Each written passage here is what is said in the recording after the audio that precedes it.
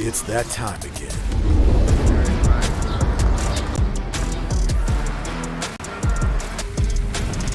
Welcome to the stage. Oh yeah.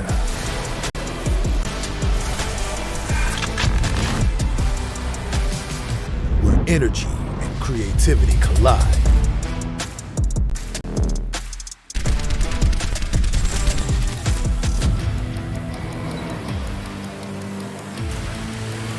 Here we go. Let's level up. Make this something to remember.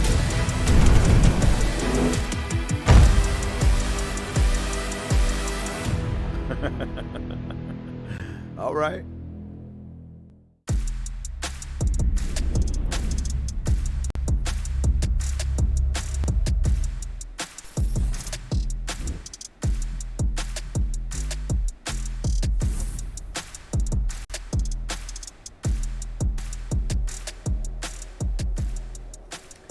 Hello and welcome, esports fans. We are here. We are live. The NACE Starleague coming hot at you. I am here with the wonderfully talented Casts. Cash, how are we doing? I'm doing well tonight. We've got a couple, really exciting matchups here in COD tonight for Vanguard, and yeah, I'm excited to dive into them. But I'm doing well. How are you? I'm doing pretty well. People, I know what you're thinking. Did Seymour lose the glasses and get, way uglier? No! I'm FBI Tugboat and all here. I'll be running through this here with you guys today. Now, next week, you'll be back with Casts, and Seymour, and for the rest of the season, I do believe. Speaking of seasons, right? Or season schedules, everything else. This is what to expect here, guys. First up, that is St. Clair College taking on Shawnee State. Match number 2, Cash. Yeah, we've got Baldwin Wallace going up against the Full Sail Armada. So again, we got to see Baldwin Wallace play here last week, and that was really exciting one. I'm excited to get to that. But before we even get there, of course, St. Clair College and Shawnee State University, always going to be a good matchup, and I'm excited to get into that one. We know these two teams really are coming here trying to finish the Vanguard season strong. Oh yes. Speaking of finishing that Vanguard season, right? This might actually be the last collegiate Call of Duty competition before the beta drops for everybody tomorrow, right? Been out for PlayStation, coming out for PC, and those that pre-purchased the game to MRE. That is September 22nd.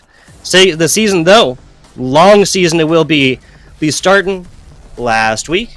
That is on, and going up until October 21st. We'll get those dates up. There you go. September 5th to October 21st. That's a regular season. 1 week. Conference plans and the championship within the conferences, of course. Little LCQ action. Teams that did not make it got that first regular season.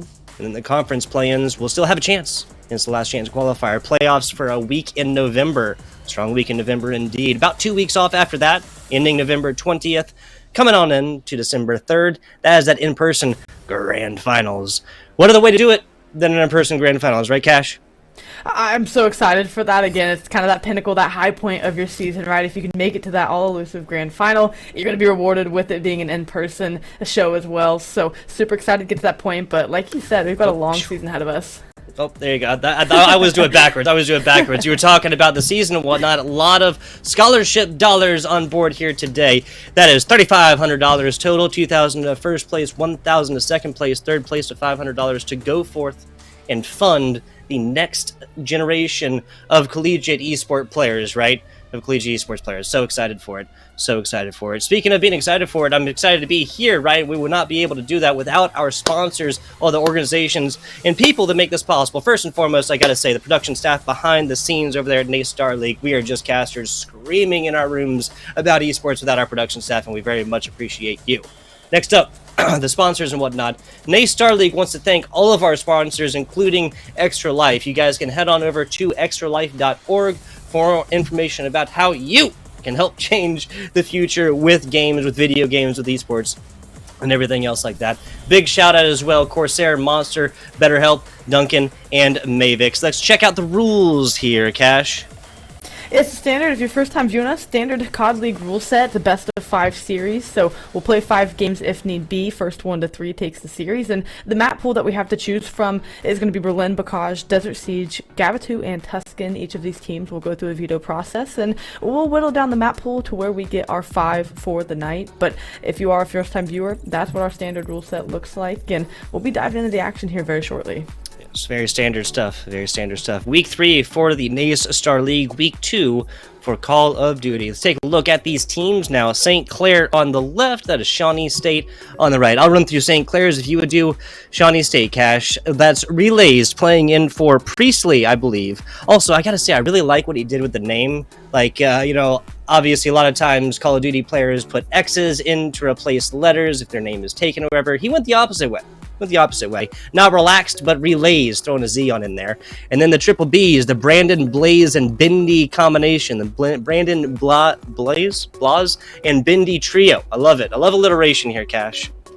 It's a good time on that squad, and looking over at Shawnee State, we've got S Little, Ace, White Chicken, and Ernesto, a squad coming back where, of course, Ace I've seen play previously, and this lineup's going to try to bring a lot to the table here and really try to show that they can kind of be a front runner here in this league.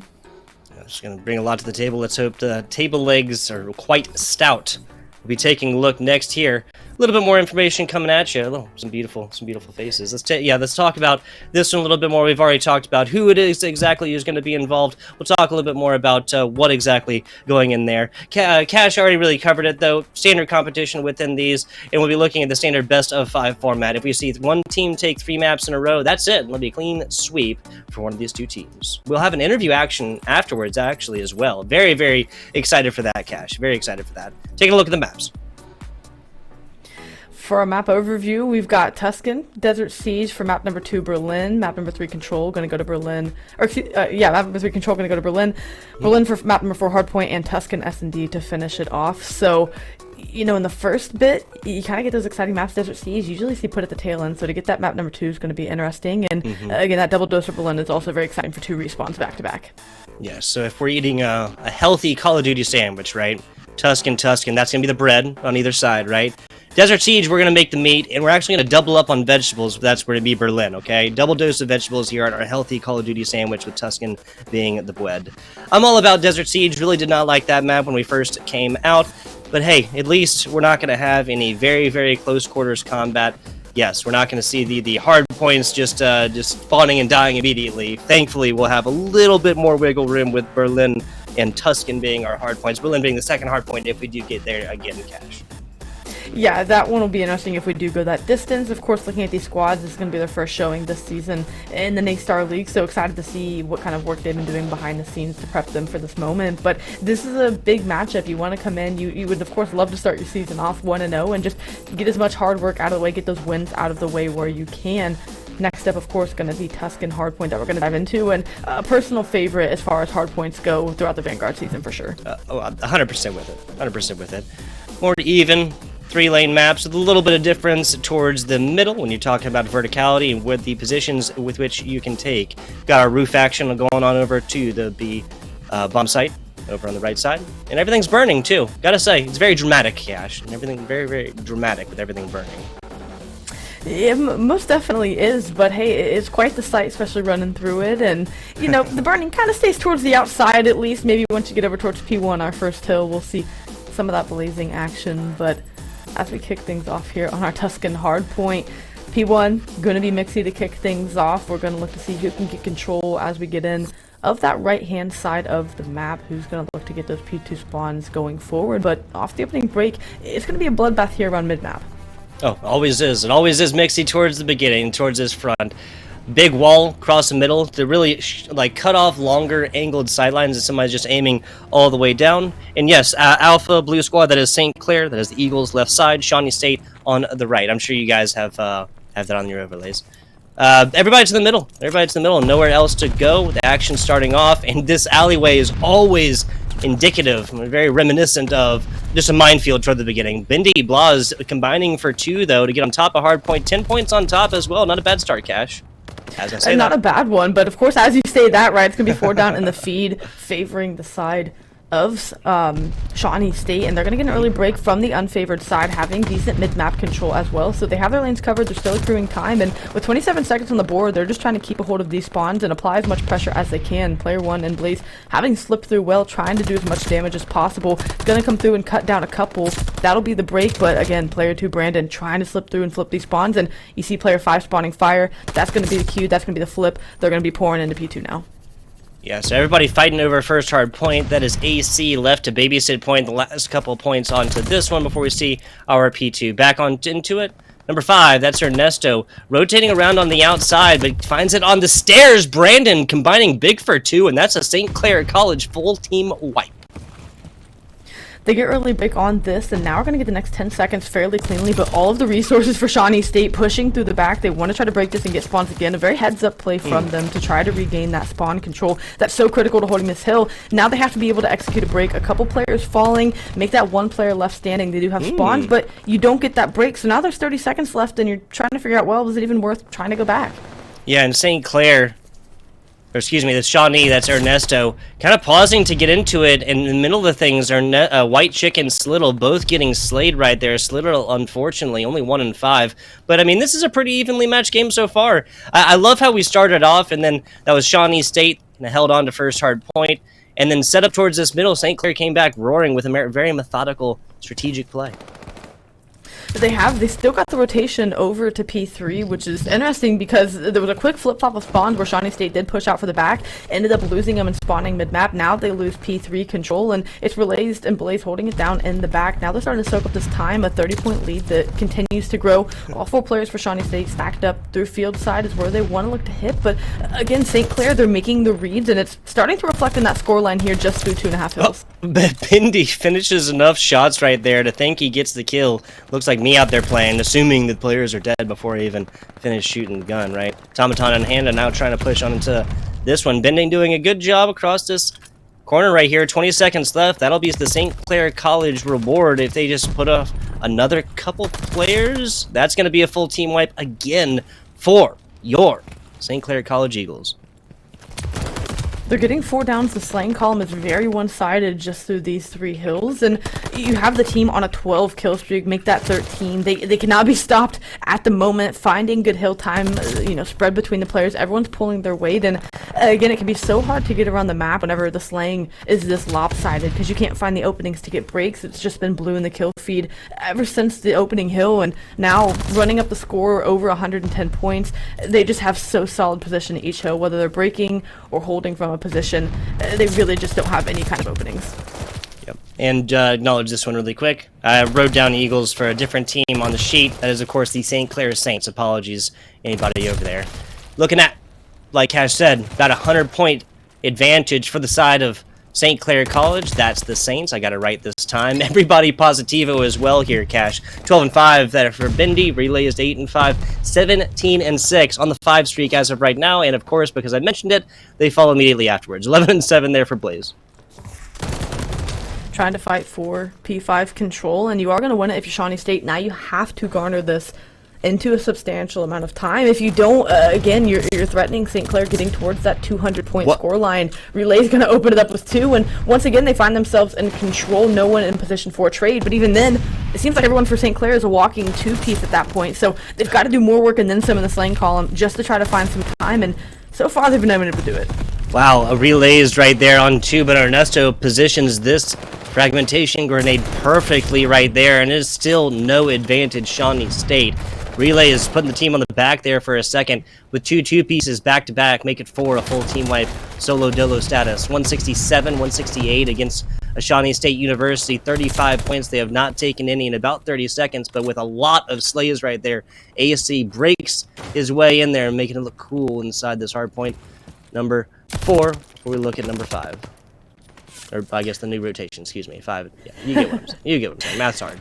They do have decent control of the top side of the map, but you're kind of getting a decent map spread coming in for St. Clair on the break, pushing through field side. Player 2, Brandon, is the one that could blow this play wide open. The streak's going to get invested, and it's going to pay off for them. Not only are they going to completely wrap out and flip to get control, now they're going to be pouring pressure towards this right side of the map to try to garner spawns once again. But even at that, if they get these next 40 seconds, I mean, they're looking at a 220 to 40 point lead. So at this point for Shawnee State, you're trying to get those guns hot, trying to be ready for map number 2, because St. Clair have simply run away with this one.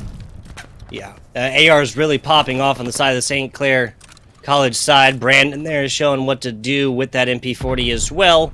You just said it earlier, first hard point looked relatively evenly matched. That is a different story.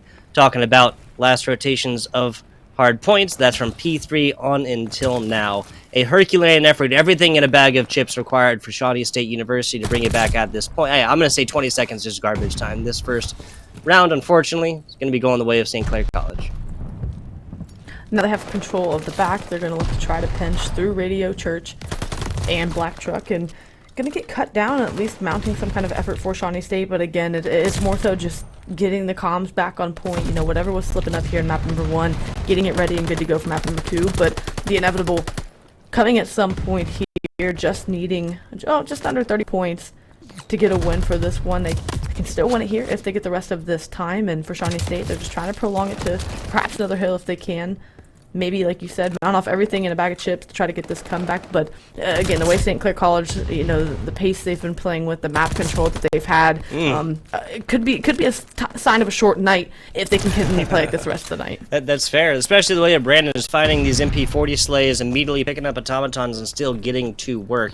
Can't win on this hard point. Shawnee State has purchased themselves that situation at least, but it's just so easy to string together, 10 points together at this point to kind of put a cap on this first hard point. Shawnee State not giving this one up quite yet. I got respect for that all day long. So a decent map spread here too to have control. They have one person soaking time, and the other 2 players are zoned out beyond, trying to get mid-map gunfights and just to push St. Clair College back even further. But all of the resources for St. Clair are going to be coming through roof side, and now the pinch coming in from Fiverr. They end up investing in another streak, seeming like they have endless amounts of them. They get the break, and now just needing a few seconds, this one will be done and dusted. Shawnee State, we'll see in map 2 Desert Siege, because this one simply steamrolled St. Clair College 250, Shawnee State 66. A dominant opening performance here in NACE Starleague. yeah, just shy of 200-point advantage there for the St. Clair Saints. St. Clair Saints, not the Eagles, but flying just as high here, Cash. Some crazy stuff.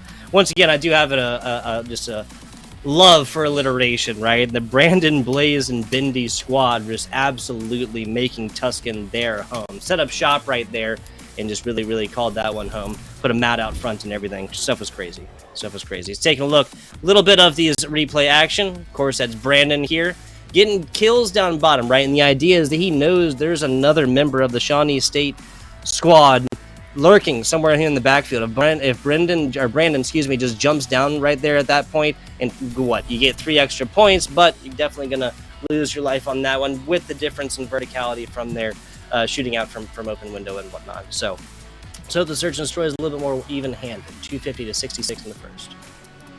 And you do hope the Search and Destroy balances out a bit, but as you talked about in that map, it was so AR dominated that you're going to Desert Siege. It doesn't get any friendlier for your ARs. They have to be on point. You hope your subs can run around and make things messy, maybe in the mid-map, maybe in those close quarter train cars or, university, wherever it may be. But again, for the ARs, you have to be able to put pressure and make those St. Clair AR players slow down a bit, just mitigate their impact on the map, especially like Desert Siege where you have those long lines of sight on the top and bottom side. They have to find a way to respond big. It does not get any easier for them, unfortunately, in map number 2. Yeah, maybe some sniper play coming out in the Search and Destroy here from map number 2. Do we have any predictions as far as that, Cash? We might be able to see one, again, given that it's only week number 2. Anything's possible, right? Haven't been able to get eyes, on these squads here, at least for the NACE Starleague. So have that possibility, and again, that impact in Search and Destroy is also insane, because not only do you get such good information, but all it takes is a simple shoulder peek to find a kill. So that's something you can really have an immediate impact with if you are a successful sniper. Otherwise, you just have to feel it out, see if you can draw one out, see if you can start to get information. Okay, they're playing with a sniper. We found 3 kills. Now we know that they're going to be sitting on those long lanes. Let's just close distance and find a kill. It's just really going to impact the play if someone does bring it out. But yeah, we haven't seen Desert Siege. I didn't even see Desert Siege last week at all, so it'll be interesting to see, because it is a sniper map for sure that you can see them pulled out, and again, have players find a lot of success. Yeah, what we're looking at right now is the SMG's lair, this inside area dead smack in the middle. See plenty of players fall within there. More of it on this excuse me, on this side right now, but this open field, and especially on train cars, especially staying on top of those train cars, will 100% be where those snipers do go if they spawn in. See a way open, wind-swept open field to our left. Many heads got popped over there. Of course, one of our bomb sites is over there as well, other on train side. I look at sniper plays as almost like, not like a guarantee cache, but more like especially if one team is going down by a lot, it's always a trick that you can pull out and at least just at a certain point, you know, just why not try it, right? If you're getting dusted in other ways, why not at least pull it out, see if it works, shake that tree and see what falls out. It definitely does. It can change the pacing. It forces you to slow down whenever you're trying to fly down those long lanes. You simply can die in a bullet. So it definitely doesn't send you sprinting down an open lane without consequence. And we're gonna see, well, sprinting here off the rip, all three players for the side of Shawnee State flying in through mid-map, already through the spawn of St. Clair. Switching up pacing, you see player 7 called it out, relays, they're starting to sniff out for it. But again, this change of pacing, maybe it works out for them. Maybe it's something they needed to do to kind of liven up their gameplay. Absolutely. A lot of players fallen already. St. Clair College and Shawnee State. The teams are with the players, but they have switched. St. Clair College is on the left side. That's Brandon, Blaze, and Bendy. Taking a look at AC right now. Little stun action, but mostly this is just going to be used for information's sakes and more. Shawnee fighting this one in a 2v3 situation right now with teammate White Chicken going on a long flank on the outside. AC actually doesn't fall, but falls prey. Some really crappy COD timing. You know, 1 second earlier, he would have gotten some easy kills right to the back. Unfortunately, that's what happens to him. And a White Chicken 1v3 is where we're at as of right now. Definitely possible. Definitely possible. No reason not to. You know, there's no streaks to preserve right here, Cash. Time is against you, and they know that they have you pinned in your spawn. They're figuring A's going to be the only one that, you know, they're going to be able to get this bomb on. Sure, you won one gunfight, but again, you have no time left to make a wrap to B. They have it covered at this point. They're going to jump on top of the train car. They're going to chow it, and they're going to find that kill. Just, they cleared out the map. They had the control they needed. They knew that Shawnee State was trying to flip spawns off the rip, and they just played around that. It was a very clinical round out of them. Slowed down in the mid game, but they took care of business at the end of the day. Just pushing this one to a straight-up kind of team deathmatch with no respawns. We'll see that at least one or two more times in the search and destroy, unless both of these teams put like a really hard emphasis when they're on attack to just simply getting this bomb down and playing that one from 3-0. There's for Blaze. Little 3-streak action. Let's move into round number 2. St. Clair College. More with like a split look on this one. Two members, Slittle and Ernesto, sent on over to that B-bomb site, A side. Already going to have a body dropped near it. You can thank AC for that one. Here's the sniper. Yep, there it is. Bendy just trying to get clearance over on this A site and not going to get it. Shawnee State, they creep up far enough. Again, that's how you mitigate the effect of a sniper, is you close distance. It's so much harder to win that gunfight with a sniper when, well, they're within 30 feet of you. So now they have complete control of the A site, and you have Brandon simply pinned in the back. It's almost like an Uno reverse card to the first round we just saw. We handshake, we go 1-1, and it really was just a copy and paste of what we had just seen. Yeah, I gotta say, Shawnee State does this one without dropping any members as well. A full 4-man wipe against St. Clair College without dropping any bodies themselves, teammates wise and whatnot. Week 2, going back and forth. I hope this is kind of indicative of what we're gonna see here next. Yes, Bendy came off and tried to get something going with a sniper and missed shots at 2 different players and then just kind of got pushed after that. But will St. Clair College go back with it? There was Bendy again that was working with that sniper. Everybody really gone over towards B, like number 7. Oh my goodness, Bendy does not have a sniper in his hand. This is very, very evident, Cash. Most definitely, and you get bombed down on the B site, so again, it seems like, I mean, not that it seems like, it simply is. Through 3 rounds, a player left in a 1v odd situation, whether it's for St. Clair College or Shawnee State, it's just very clean. The opening break has been very indicative of what we're going to see in the round. It's simply been a couple players falling in the first 15 seconds, and from there, the team that's supposed to win the round ends up taking it. So until we see someone try to make a read or make a slower play and slow down, value their life for that first blood, I expect to see more of the same thing. We'll see if anyone looks to slow down. Is Ernesto going to try to slow them down? Maybe the sniper for a second, maybe baits us and pulls out the automaton, yeah, that's but fair. At the end of the day, yeah, I think we need to see a pacing change, because at least the high octane stuff, simply handshaking rounds at this point. Yeah, 100% agreed. 100% agreed. Every defensive team is won, and by a significant life margin thus far. St. Clair College gets aggressive on the attack, loses 2. A mild advantage here for Shawnee State. Nothing insurmountable. Now with Ernesto dropping to the automaton of Bendy and Blaz in the back, flanking all day long. A 1v1, we have now been purchased. Handshaking kills, and this is what we get down to. I'm all here for it. White Chicken 4-2 on the 1 streak. Bendy falls on the other side, and that's going to be our Alpha Squad. That's going to be Shawnee State University taking round number 4. The defense is still holding strong, while not necessarily being as one-sided as it was before, Cash.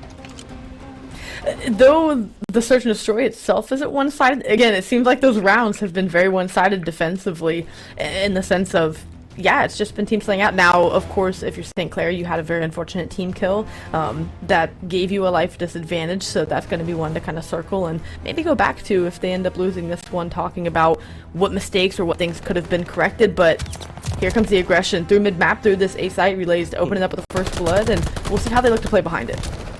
Bendy not willing to give that one up, and that's a very, very quick round win for St. Clair College. Defense is holding strong yet again. Not much time for play-by-play on that one, Cash. These teams completely willing to, yeah, right, completely willing to go forth and just play that no respawn team deathmatch so far. We obviously, bombs have been picked up every time. Bomb has not been planted once. It's a barren wasteland out here in Desert Siege, but hey, perhaps that's just thematical. No one been able to find success, as you were saying, at either bomb site. B has been covered with quick defensive presence, and A, again, with the automatons just not being able to find anything. Now we're going to see it slow down a bit for the side of St. Clair College. They'd like to win this first offensive round and get a 2-round discrepancy here on the scoreboard, and leaning towards this A site. Ernesto's the one they're going to have to deal with the rat back. Very much on the cards for Shawnee State. They're just trying to wait it out. First blood coming in, White Chicken going to pick it up, and there's going to be some information. Now the pieces are starting to shuffle. Number 4, that's White Chicken, still sitting on the outside, providing overwatch from an outside position. St. Clair losing 2. Defense goes to a 4-1 stand still as of right now. Not stand still. Everybody beating feet to try and reposition on this one. Brandon does have that bomb in hand, but he has a Herculean task yet again ahead of him if he's going to get the 4-1 down. Attempting, knows of this here. Shots, but little not going to fall right there. Shots from 2 different sides, and this is going to be back to a 3-3. Hey, we wanted a more even search and destroy, Cash. We're getting it. We definitely are. It's been flawless or nearly flawless. Maybe 1v1 through 6 rounds. Yep. Looking to round number 7. Again, there hasn't been any objective type gameplay. It's really just been an all-out one-life TDM, and that's been it. No one has been able to get the bomb down. No one's been able, of course, to in turn defuse. No crazy clutches. It's just really the first bloods have been so decisive for what's going on, and everyone's always finding a couple of kills. Slowing down here a bit, trying to value your life. Leaning towards this B site is going to be Shawnee State, but for St. Clair defensively, you're just trying to get any information for now and not throw a shoulder that's a bit too wide to get picked off. Yeah, Brandon doing a great job of covering Overwatch again on this outside area. B is not going to even be sniffed at without Brandon knowing it until he does have to abandon that position. Blaz, the last one alive. 6-3 right now for Blaze. There's the plant. We asked for it, and we have been granted it. Blaze, Brandon, little double B combination, but Brandon going to be following outside top. AC just outside. Everybody taking positions on this. That is just the wise stuff. Wow, AC's hiding. Ernesto gets him super low. Blaze takes a couple through the wall, and that's going to be another defensive round win. Oh, wait, hang on. What am I talking about? What am I talking about? They got bombed down. It's an offensive round win. Yeah, excuse me. Excuse me. I got so used to it, Cash. I got so used to it. Right? Offense finally pulls it off, and it was fairly clean out of Shawnee State. Whenever they got the bloods that they needed, they worked accordingly towards a bomb site, got it down, and again, left in a 1v odd situation was St. Clair College. So now they find themselves down. It's been a 2-round swing, and they need to find a way to stop this momentum if they want to find a way to go up 2-0 in the series. They're gonna get the bomb once again, leaning towards this top side of the map. But Ernesto's been quite the problem for him. Bendy gonna get shots in, not quite enough to get him taken down, and mid-map controlled by the side of Shawnee State. Now they're just kind of waiting for their cue. Bendy catching some flak on the other side, gets down to single-digit health. I think it was 8 that I read before, just kind of taking cover, getting behind this train car. and everything back to a more even-handed neutral situations with these two. St. Clair College kind of trying to look just like push and feel their way through. I think AC definitely just got some audio cues from down bottom. Not 100% sure. Relay is going to be moving through there right now. And a jump up here soon for Relays. No, they're just trying to cover angles on the other side. Number 4, that's White Chicken, going to be staring down the barrel of Brandon, number 5, and likewise counter ways right there. Back to the middle. There's the first. 2 of them now down for Shawnee State as Relays joins his teammates. Trying to get to this B site, and now player 4 in White Chicken making a wrap, not aware that they're trying to go back to B, so not even going to be able to get in position to stop this bomb plant from coming in. All 4 players get out. Ernesto's the one that can make the play, shooting players in the back as White Chicken under intense fire, and they have no clue someone has slipped through. You can see the arrows turning occasionally, and there's the read. Brandon makes a great one. Final kill coming in to draw us up 4-4. St. Clair College do it. Yeah, a fantastic pinch opportunity right there, and both players putting themselves in the position that they needed to. It was just about execution at that point. And would you look at that? Back-to-back offensive round wins. Who would have thought? Not me. Who would have guessed? Who would have guessed? 6 of them. 6 of them back-to-back go defensively. Now we'll be looking at offense. Shining bright. Shining bright. Love it. 2-6 for Ernesto. I believe that's the worst KD on the team, but you could not tell from Shawnee State's play style so far. Still 4-4. Back into attack. And if we are looking at the past to predict the future, this might be another round win for Shawnee State to put St. Clair College on round point.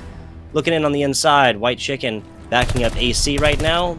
White Chicken getting a little bit of information under Relays on the other side. Relays decides the better of it and joins his teammates across the middle. Brandon watching over B bomb site. But it looks like this might actually have some progress on it. Yeah, so Brandon actually not realizing that's coming in. Bindi finds one down bottom. They'll give up the bomb plant to take a kill, and that's 2 now as St. Clair College gets a lot closer, a lot easier. 4-2 situation, but Ernesto takes a little bit off the top to stay alive.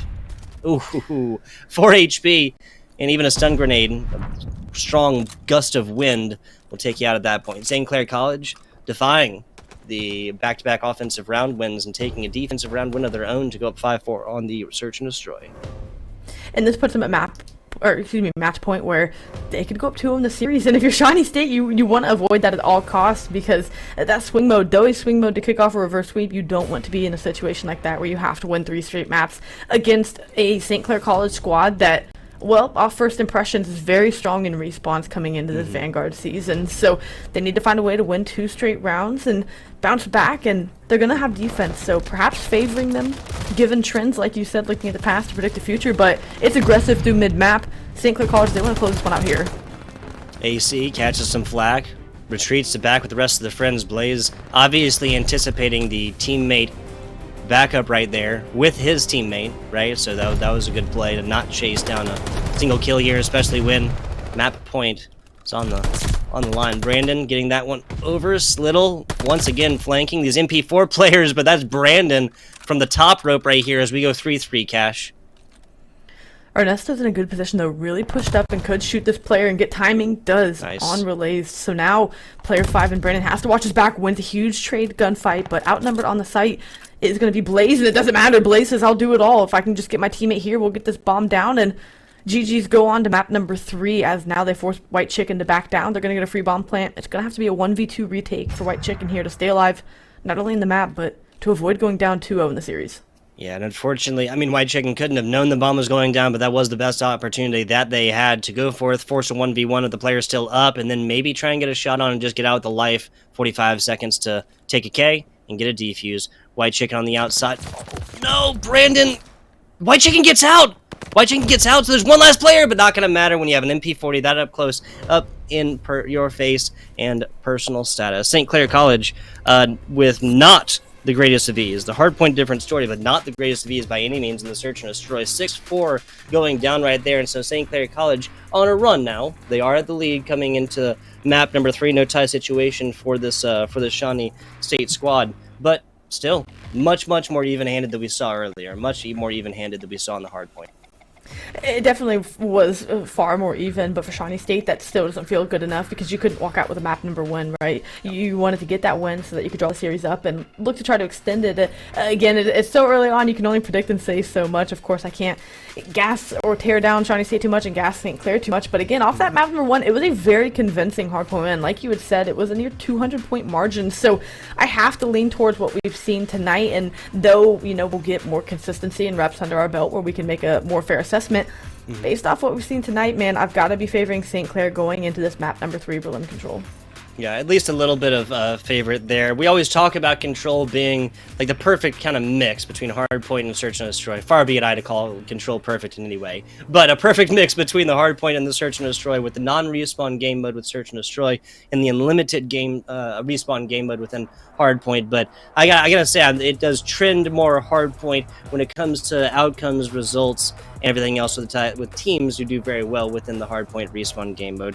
I'm gonna say mild advantage for St. Clair, but Shawnee State just need to dig inside of them and take one of these to at least extend the series on a little bit. Berlin coming up here. We'll get a second dose of Berlin for map 4, and then Tuscan if we do get down there. And I gotta say, for my first week here with the NACE Starleague, I would love to see a map 5 for our first match. We will, and again, have Baldwin Wallace taking on Full Sail after this one, so not going to be it, even if this is a 3-0 sweep for the side of St. Clair. Let's take a look and give an opportunity here. I believe it's the time again to give a shout out to our sponsors, the organizations that make this possible. NACE Starleague wants to thank all of our sponsors, including Extra Life. You guys can head on over. That is extra-life.org for more information on how you can help change the future with games. Big fat shout out to Extra Life. That is Corsair, Monster, BetterHelp, Dunkin' Donuts, and Mavix. Mavix, the esports chair company. Let's take a look at Berlin here, Cash. Map number 3, we're queuing it up, and it's been ARs the entirety of this series thus far, and they've been strong for St. Clair, and at times, as you said, map number 2 have shined for the side of Shawnee State. Can they shine bright enough to get a map win and kick off that, momentum train that they need to pull it all the way to a map number 5? Because that's their only option at this point. We'll have to find out, of course. Attacking team gonna look to be capturing 2 zones, and to try to stay up and not lose all 30 lives, you can either win by capturing both zones on the map, A and B, or by just simply slaying the other team and diminishing their 30 lives. Defensively, you're trying to prevent that from happening, and you're also trying to take down their 30 lives. There's a 2, I believe, minute timer on the clock to kick things off, 2:30, where each segment, or not each segment, excuse me, each zone that you capture, A or B, adds a minute to the clock. So the offensive team is going to be trying to capture those zones, get more time added to the clock, and make a rotation over to the more difficult site. That's going to be the A site, Team Blue attacking B. A is going to be a bit further from home, and that's the one teams generally like to hit off the rip to try to get more time off the board, the harder one done. But B is going to be the one here. They're going to try to get it, they're going to stack it, and get this one done and dusted. Attacking St. Clair squad, tripling up onto this B bomb site as of right now. Shawnee State now looking to beat feet to get inside. If this is a full zone take off of a single life, okay, that's going to be an entire B bomb. I've never seen that within Vanguard thus far. Shawnee State just completely gives up B and opts to instead hold on to A for the rest of this 2 minutes and some change. I think it's what, 45 seconds added on the zone take. 60 seconds added, so yeah, they have a full 2 minutes to work over towards the site, and again, that is so much time to work with. It's very hard defensively to stay strong enough and not let your defenses get broken. It takes 1-4 down. We've seen it with less than 10 seconds left, the attacking team get a 4 down and end up getting towards the zone. So though you see the side of St. Clair taking a very, dominant spawn trap here, pinning down Shawnee State in the bottom right-hand side of your map, all it takes is a couple 4 downs for them to get in position to win this round. So it really isn't over until that timer hits 0 or those lives hit 0. But St. Clair, though they gave up the site early, feeling confident in their defensive hold, just trying not to let individuals slip through the crack, and for the time being, doing that job.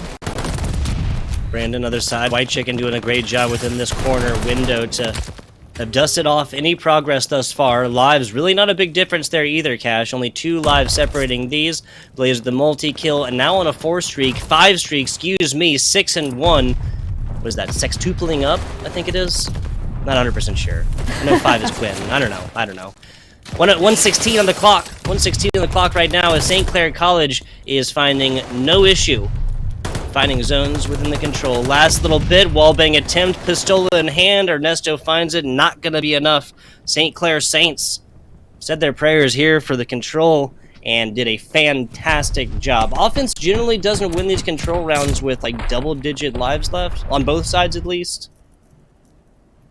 Yeah, and of course I had that backwards, so yes, St. Clair was the one attacking, and they were the one that won that in a dominant fashion, but offensively it is more challenging to win given that, again, there's so much more pressure for you to have to attack the zones. You're the team that has to make the play. So, of course, if we just sat and the time ticked out, well, we would be looking at a defensive win every time. Offensively, you've got to make the move. They, well, do just that, and like you said, very dominantly. Their ability to stack the point and that progress bar goes up so quickly that defensively, you have to no choice but to fly one-off lives at the hill to try to slow it down. And Blaze already through mid-map, already pinching, and already putting Shawnee State in a bind. There's going to be a 3 down here for Shawnee State on the attacking side. No progress as of quite yet. Members over onto B, stacking up right there is St. Clair, Blaze, Brandon, Bendy all coming in, but AC and Slittle have a little bit of news for them, and they're not going to like it. There's a first bit of progress right now. This is Shawnee State looking at the same kind of prominence when it comes to taking points until Brandon has something to say about it.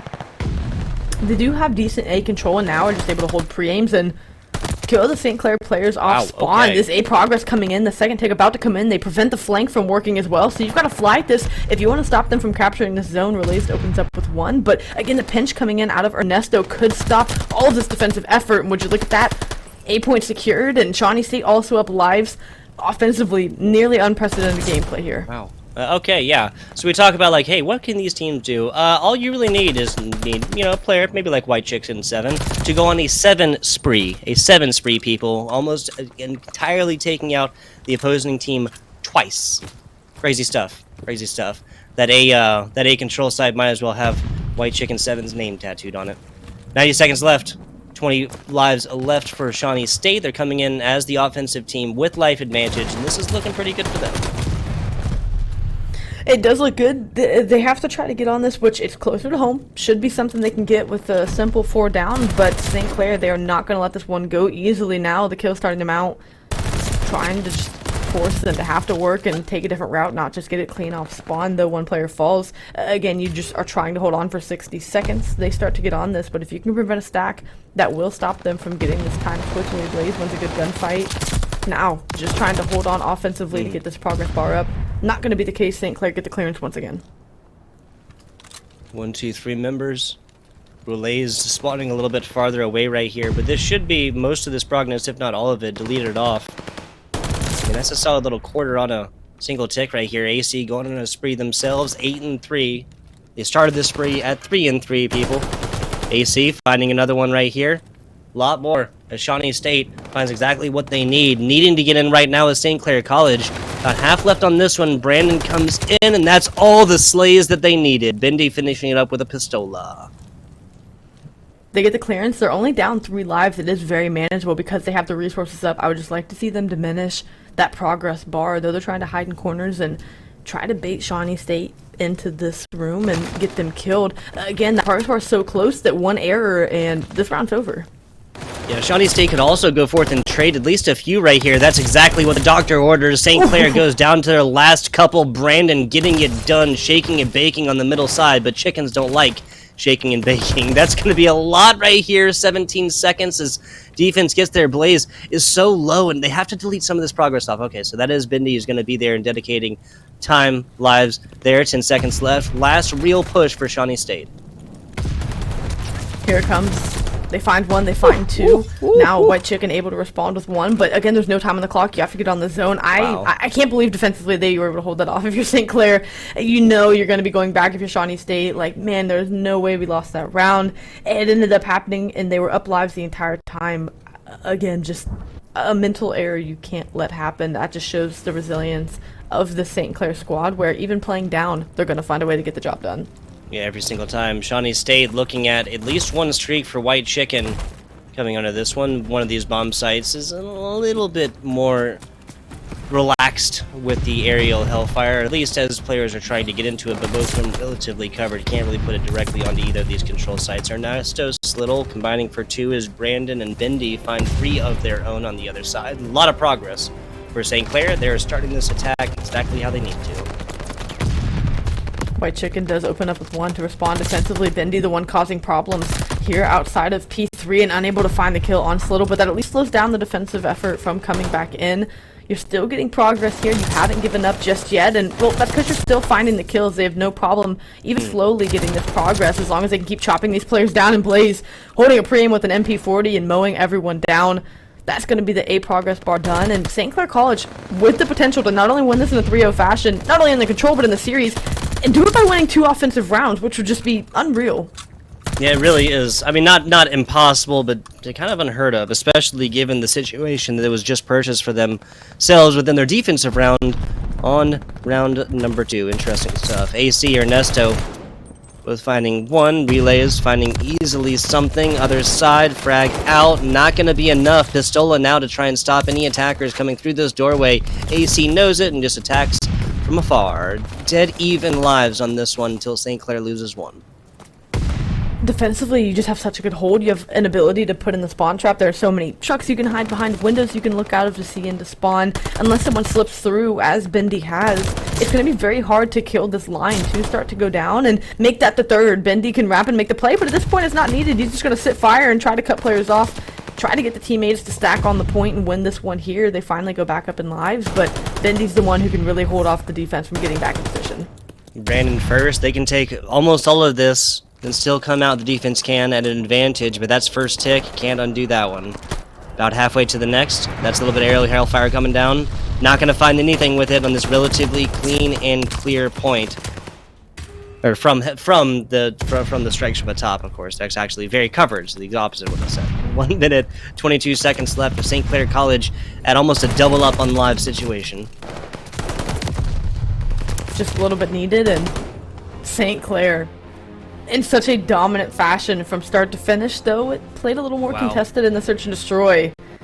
Dominant in the respawns, dominant throughout the series. Take that one 3-0 for our first match of the night. And again, I think the number one way I can describe St. Clair's respawn gameplay is it's decisive. When they make a decision, they go for it. There's no hesitation on the minimap. You don't see the arrows kind of doing shimmies. It's, okay, we're going to go for B, let's go for it. Okay, we're going to commit to A for this many lives or this much time. Okay, let's go for it. And it pans out for them very well. It really does. It really does. I really feel like when it came to kind of like malleability, right? I think the St. Clair Saints were really able to come forth and change their game plan when they needed to. We kind of saw within the search and destroy like a really good example of that. Let's take a look at our replays now. Who else but Blaze? Literally, as this was going on in our last round, it's kind of like, okay, well, what are they going to use for this one? How about Blaze cutting down not 1, not 2, but 3, and the chicken on the end when he is low against an AR and going down to 5 HP. 1, 2, 3, 4, 5. Counting. Just really dominant slaying, of course, throughout the night. Offensively, they were able to keep the life advantage. And then on their defensive round, they were playing down. Again, it's so weird saying that the defensive team is down lives, but they were down lives and still clutched up. It was a 3v5 at one point, and they clutch up and take the defensive round as well. Really impressive out of them. I'm excited to see kind of, that upward trajectory, what this team has, because, again, just based off tonight, it's got a very high ceiling. Yeah, oh, definitely. Definitely. The St. Clair Saints, no real limit to how high they can fly. The 6 and 4 search and destroy definitely being a little bit more even-handed, obviously. Round away from going to that full round 11. Hard point, 250, 66, not exactly even-handed there. And then the control 3-0. Now, this is a classic, caster thing to say, but I don't think the score really represents exactly just how close that one was, especially given onto that defensive stance. We'll definitely revisit that 5 life to 3 life, the defending team having the 3 lives there. Definitely revisit that one coming into our interview a little bit. We'll just kind of fill you guys in a little bit more as far as what we think about this one before the Baldwin Wallace University and Full Sail University next up here on the NACE Starleague. Any other real standout plays? We got the cool one on replay. We kind of talked about the 3-player defensive hold. Any other standout plays across these 3 maps here, Cash? Again, I think it was just shouting out all 4 players for St. Clair. Their ability to, it seems like you talk about having a player in a position to make a trade. But it seems like how many times we see Brandon 2 kills in the feed, or we see another player getting 2 kills in the feed, where it's just like, yeah, they have players there for the trade, but again, you almost need a third player. You need to double team, how effective their Slayers are around the map, because again, they were just finding kills with relative ease. It was always a walking 2-piece, whether it was Relays with the AR, Blaze getting mixy with the sub, Bendy also doing his thing as well in any of the modes. It just seemed like 2 was not enough to be able to play a trade. They were just walking 2-3 pieces all night. We saw multiple streaks throughout the modes. Just really dominant slaying performance from them, and that makes the OBJ that much easier. Oh yes, a walking 2-piece. A walking 2-piece. I like that. I like the verbiage there. I like the verbiage. We got it. No, we have our winners, we have our losers, and winners get interviewed into the interview box here with the NACE Starleague. We're here. We were talking about it. Brandon, how are we doing? Brandon, how are we doing? I'm good. How are you guys? Casting some fire Call of Duty, man. I got no complaints. I got no complaints, especially with an awesome organization like the NACE Starleague. We'll hit you back-to-back questions here. I'll go first. Wanted to ask you how you personally kind of feel about the squad, how you felt about this, the outcome of this match and whatnot, now coming out into a 3-0 victory. Oh, the squad's doing well right now. We just got like the new guys. They're all so good. It's lovely to be able to play with them. As you can see from that match, like, we're just outstanding compared to last year. Like, it's going to be a good show this year in NACE and some other leagues. Hey, we'll hold you to it. We'll hold you to it. Cash? Absolutely. Yeah, just kind of talking about the gameplay. I was, talking to Tugboat before we got in this interview. As far as the one word I would use to describe your gameplay, especially just in this series, was decisive. How much do you guys talk about decision making? Does it have a lot of importance in your team camp, or is it something you guys are just already on the same page with? We're like relatively on the same page with a lot of stuff, but we do like to take our time and like work through our strats and like think about what we're gonna do. We talk before the games about our strats and like our game plans for the game. Awesome. Speaking about pre-game strats, kind of figuring out what exactly is it. Now, did Zarin really like earn the paycheck in this one? Did they have a huge hand in like the strats and stuff that you guys use from your hard point, your search and destroy, in the control? Or was this more like a day at the office here for the St. Clair Saints? Zarin's definitely helped a lot. Good coach, that guy. Without him, we wouldn't be where we are. We wouldn't be as connected and flow as well as we do as a team. So Zarin's definitely helping. Good. Always love to hear the coach shout out. Cash? Yeah, absolutely. So just one final question here for you. I've kind of been checking in. It's obviously, fresh eyes on these teams for this last Vanguard season. It feels weird starting a Vanguard season at the end of the title. So just kind of asking the question of, how's your guys' mental? Is this just reps from MW2? Are you locked in on Vanguard to try and win a championship? What's it look like going into a Vanguard season with MW2 right around the corner? Oh, we're locked in. We want to win this championship. We don't want anyone else to take it. We want to be the only winners. So we're locked in. That's awesome. Glad to hear. A lot of teams talk about, it's NW2 reps. We're just kind of focused on that, where you kind of have eyes looking two different directions. But it's exciting to hear that you guys are locked and focused for this. There you go. Appreciate you, Brandon. We got the coach shout out here. I want to ask you if you have any other shout outs before we get you out of here and get the next matchup up on broadcast. Shout out to Bendy, Blaz, and Nacho. Man, those guys played out of the world today. Like, without them, I would have been struggling because I was shooting circles around those guys. Just outlining them, right? Yeah. Yeah, there you go. If it was a carnival game, I would have won. There you go. Well, we'll get you the big overinflated bear on the next one. How about that, Brandon? Appreciate Sounds your good. time. Thank you for giving the slice of the mind after a 3-0 St. Clair Saints victory. We'll catch up with these guys a little bit later. Once again, Baldwin Wallace University, and Full Sail University coming up here next. Any other things we really need to go over here, Cash, before we go? Give a shout out to our sponsors and go to a very, very short break before we get that matchup set up on broadcast. I'm excited to talk about this Baldwin Wallace squad again. Just congratulations to St. Clair again, but having seen Baldwin Wallace last week, knowing where their headspace is going into this one, I have high expectations for this matchup, and yeah, I'm just excited to dive into it with you. There you go. There you go. Hot fire predictions coming in from Cash. When we return, though, you have to give the people what they want. You cannot give it to them all at the same time. Back with you guys in just a little bit.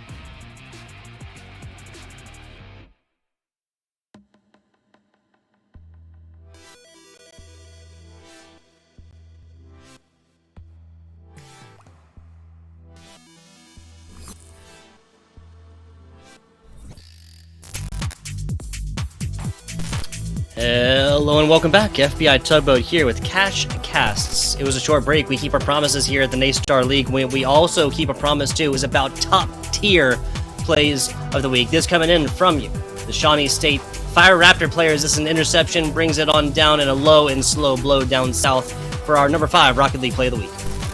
At number 4, we've got Shenandoah's Mossman holding down the fort here on P5. Not only do they find 1 kill, make that number 2, they're going to switch to the pistol and find the 3rd kill to lock down the time and look to extend their already 100-point lead. Crazy stuff.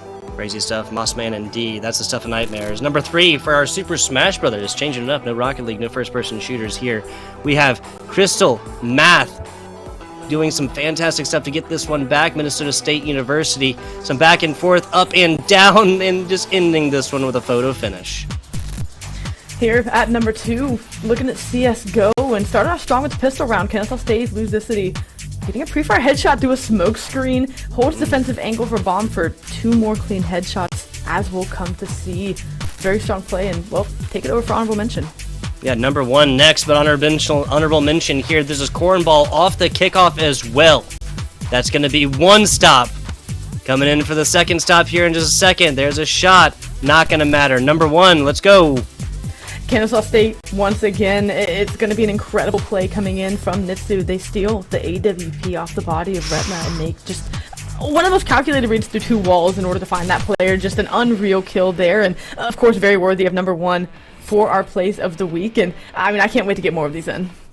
Yeah, absolutely. Taking a look at our schedule here, you will see those plays of the week for Rocket League made on Mondays. Same bat channel here with the NACE Starleague. COD and Valorant. First 2 matches of COD, then some Valorant action after. If you guys like that hot, spicy FPS action, we'll actually have a Valorant match after this as well. Gotta go with COD. Gotta go with the superior first-person shooter first, right, folks?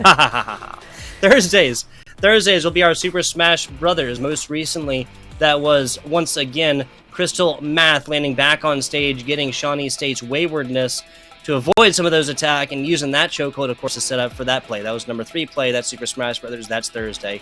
Friday, CSGO, right, Cash? CSGO is going to be it. And again, if you want to see more magic like we saw there, 2 of the 5 top plays coming from CSGO. Tune into that every Friday, and it's just full of jam-packed, full of action. You know what's funny? It's kind of like the 2 of the top 2, right? Because it was like number 2 is CS, honorable mention was Rocket League and whatnot. But hey, some fantastic stuff. CS really just showing off when it comes to those top plays, the top quality collegiate plays, and the clutchest of situations here for the NACE Starleague. Let's get this one, prepped and going and whatnot. We kind of introduced it to you guys. Now we need to really let you know what is on the docket, what this meal will consist of. This meal will consist of at least 3 courses of Call of Duty. That'll be Hardpoint, Search and Destroy, and Control. We might get to the 4th and the 5th one here in just a little bit. We take a look at the schedule earlier. That was a 3-0 victory for the St. Clair Saints, and that was going up against Shawnee State. Just to kind of recap that one maybe a little bit actually before we hop into this next one. That was 250-66, just a slattering on the Hardpoint, just to be honest. A 6-4 victory, again, St. Clair Saints on the Search and Destroy, but much more even. And after a couple different rounds go down to 1v1 type situations, to bomb defuse those last few seconds, could have definitely been a 6-5, could have definitely been a 6-4 the other way as well. A 3-0 Control round, which doesn't quite indicate just how close some of these rounds were, especially that incredibly exciting 3-man defense up against a 5 life pool. That was hard to do, Cash. It definitely was, and they're very deserving of the win. And as we shift our focus here towards Baldwin Wallace and Full Sail University, again, of course, recency bias is going to come into the fact that I have seen this Baldwin Wallace squad play. Of course, haven't been able to see on broadcast Full Sail University, but this Baldwin Wallace squad, this is their inaugural season to Collegiate Call of Duty, period. They're going to be coming in with Conwa, Maddie Meltz, Maddie Ice, and Polyester, and I believe that Hoodie Telly is playing for Maddie Ice here tonight, but we will have to see if there was any roster changes last minute. But that's coming in for Baldwin Wallace. For Full Sail University, we've got Nick Boston, Mystical, Meathead, and Friendlander. Baldwin Wallace, a very strong squad. They 3-0'd their match last week, and can Full Sail kind of stop this momentum that they're coming in with, really to slow them down here in the early season? Yeah, don't ever want to go down 0-2, and also you don't want to allow another squad to go up in that 2-0 action. Little Berlin Tuscan Bocage Cage will be on our Search and Destroy second from round number 5 if we do get down there. Looking at Full Sail Universities and their picks and whatnot, obviously showing prominence and really a preference, I should say, to these much smaller maps on the other side. Baldwin, Wallace, Love, and Tuscan. Maybe it's the name, maybe it's all the fire, maybe it's the aesthetic here, Cash. But that's Baldwin, Wallace showing a lot of love for Tuscan. They really are, and my focus is going to be on the Berlin, specifically map number 3. But of course, the Berlin Hardpoint, we got to watch them last week on Berlin for Control, and it was a very dominant, very clean one to close the series out 3-0. So whether they're in a position to close the series out 3-0 on map number 3, or it's going to be something to kick off, momentum for map 4 and maybe even 5, that's what I'm looking at for them to be able to not only take but play as well as they did last week. They are a very strong respawn team off the rip, and like I said, a brand new program to Collegiate Call of Duty, so they don't feel any pressure. They, in an interview last week with Conwa said, we don't feel pressure to come in. Everyone expects us to not play well and to play bad. And, well, they are arms and legs above the competition in a sense of inaugural programs. They've really got a good sense of what they want to accomplish this season. And so far, it's been pedal to the metal, and they're finding success. Now, of course, it's only one win, and we have a long season ahead of us. But what they've been able to give us and show here in the NACE Starleague, it's definitely something worth noting and turning heads about. Oh, absolutely. Absolutely. We just took a look at that map number 1. That is Berlin. We got some Desert Siege action in earlier, but this time, unless we go on down to that map number 5 for Cage for the second Search and Destroy, we will only see Berlin and Tuscan. And you know what, Cash? I'm not really complaining about that one too much. Big fat shout out to Extra Life. You guys can head on over to that website. That is, of course, and again, extra-life.org. More information on how you can help change the future with gaming. Let's get it going.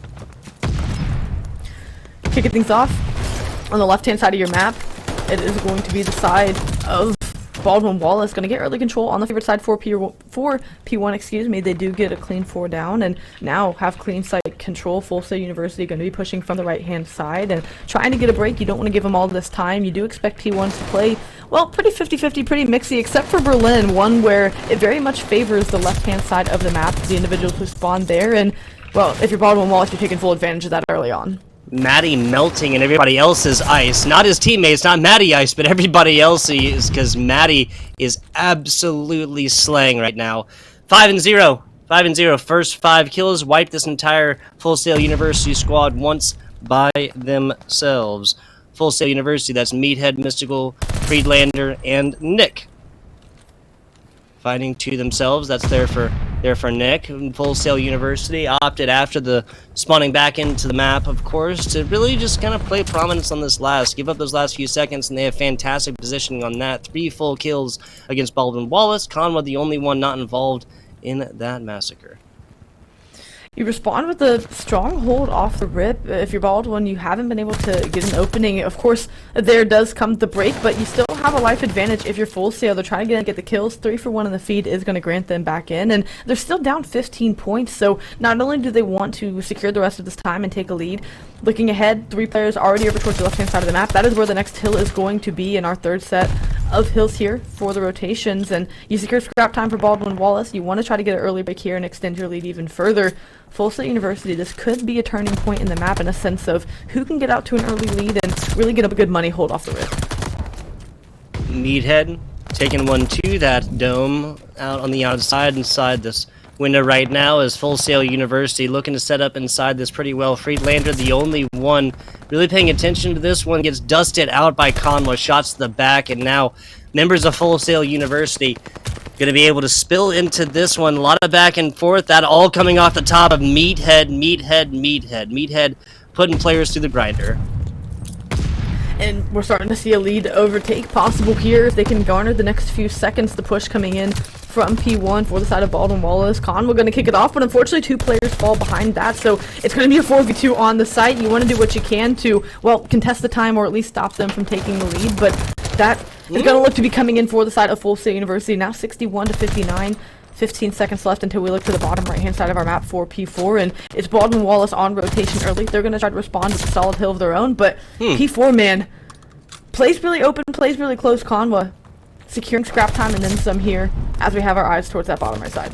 Friedlander, handshaking with Matty Melts there, takes the K easily with no damage on top. His members all trying to flow in south. The line of Ants now for Full Sail University not going to be looking good. They are on the outside looking in here, Cash, and Matty Ice makes that one known. Matty Melts founding one on the outside as well, as Full Sail only looking at 2 players they could even really push in at this. They literally have to give up another 6 seconds or so every time they lose 2 players, and I have to wonder when they're just going to push with a full 4. They have literally leaked into this one 1 player at a time, maybe 2 at a time, and given up this entire hard point, thus far at least. They really haven't. As I was kind of shaking P4 up to B, it's fairly open. There are a lot of lines of sight you have to cover. They never took any kind of route to make a play to the back for spawns. It was, like you said, very head-on, very one-dimensional, and, well, Baldwin Wallace, they make the easy read, and they garner a full 60 here on P4, something I wasn't expecting for sure, but if a squad's going to do it, yeah, it's going to be Baldwin Wallace, and as we look ahead towards P5, a now 60-point lead coming in, starting to really separate themselves from the pack here. Baldwin Wallace University doing some of that hard work there on P4 and garnering themselves a fantastic lead.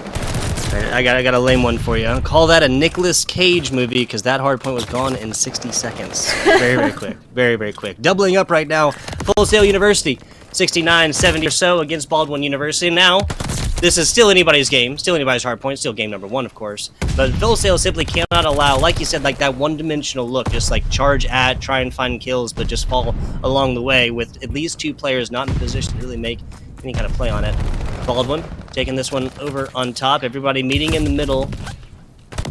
Matty Ice tries to whip around, Mystical has his number, but Conwa always pinstripe kill feed as Full Sail loses this team fight, but it is not going to be anywhere near as consequential as the previous hard point. The bigger win coming in for Baldwin Wallace. Sure, you get a little bit of time off P5, the more contest-heavy hill on this map. You're able to push through, get beyond the 50-yard line where you were spawning, and get spawned for P1 once again. They were able to get a substantial amount of time here off the opening break. Now we find ourselves back here, and they're looking to get as close to that 200-point mark as they can, inevitably trying to get to 250, and, well, they're doing a good job at it. They go 3 for 1 in the feed. That's going to be all 4 down. And now coming off the respawn block, trying to zone out beyond this hard point is Baldwin Wallace. Full Sail University slaying, not necessarily as lopsided, some slow performances and slower engagements coming in from some players, but again, it's really just been great map control and awareness coming in from Baldwin Wallace.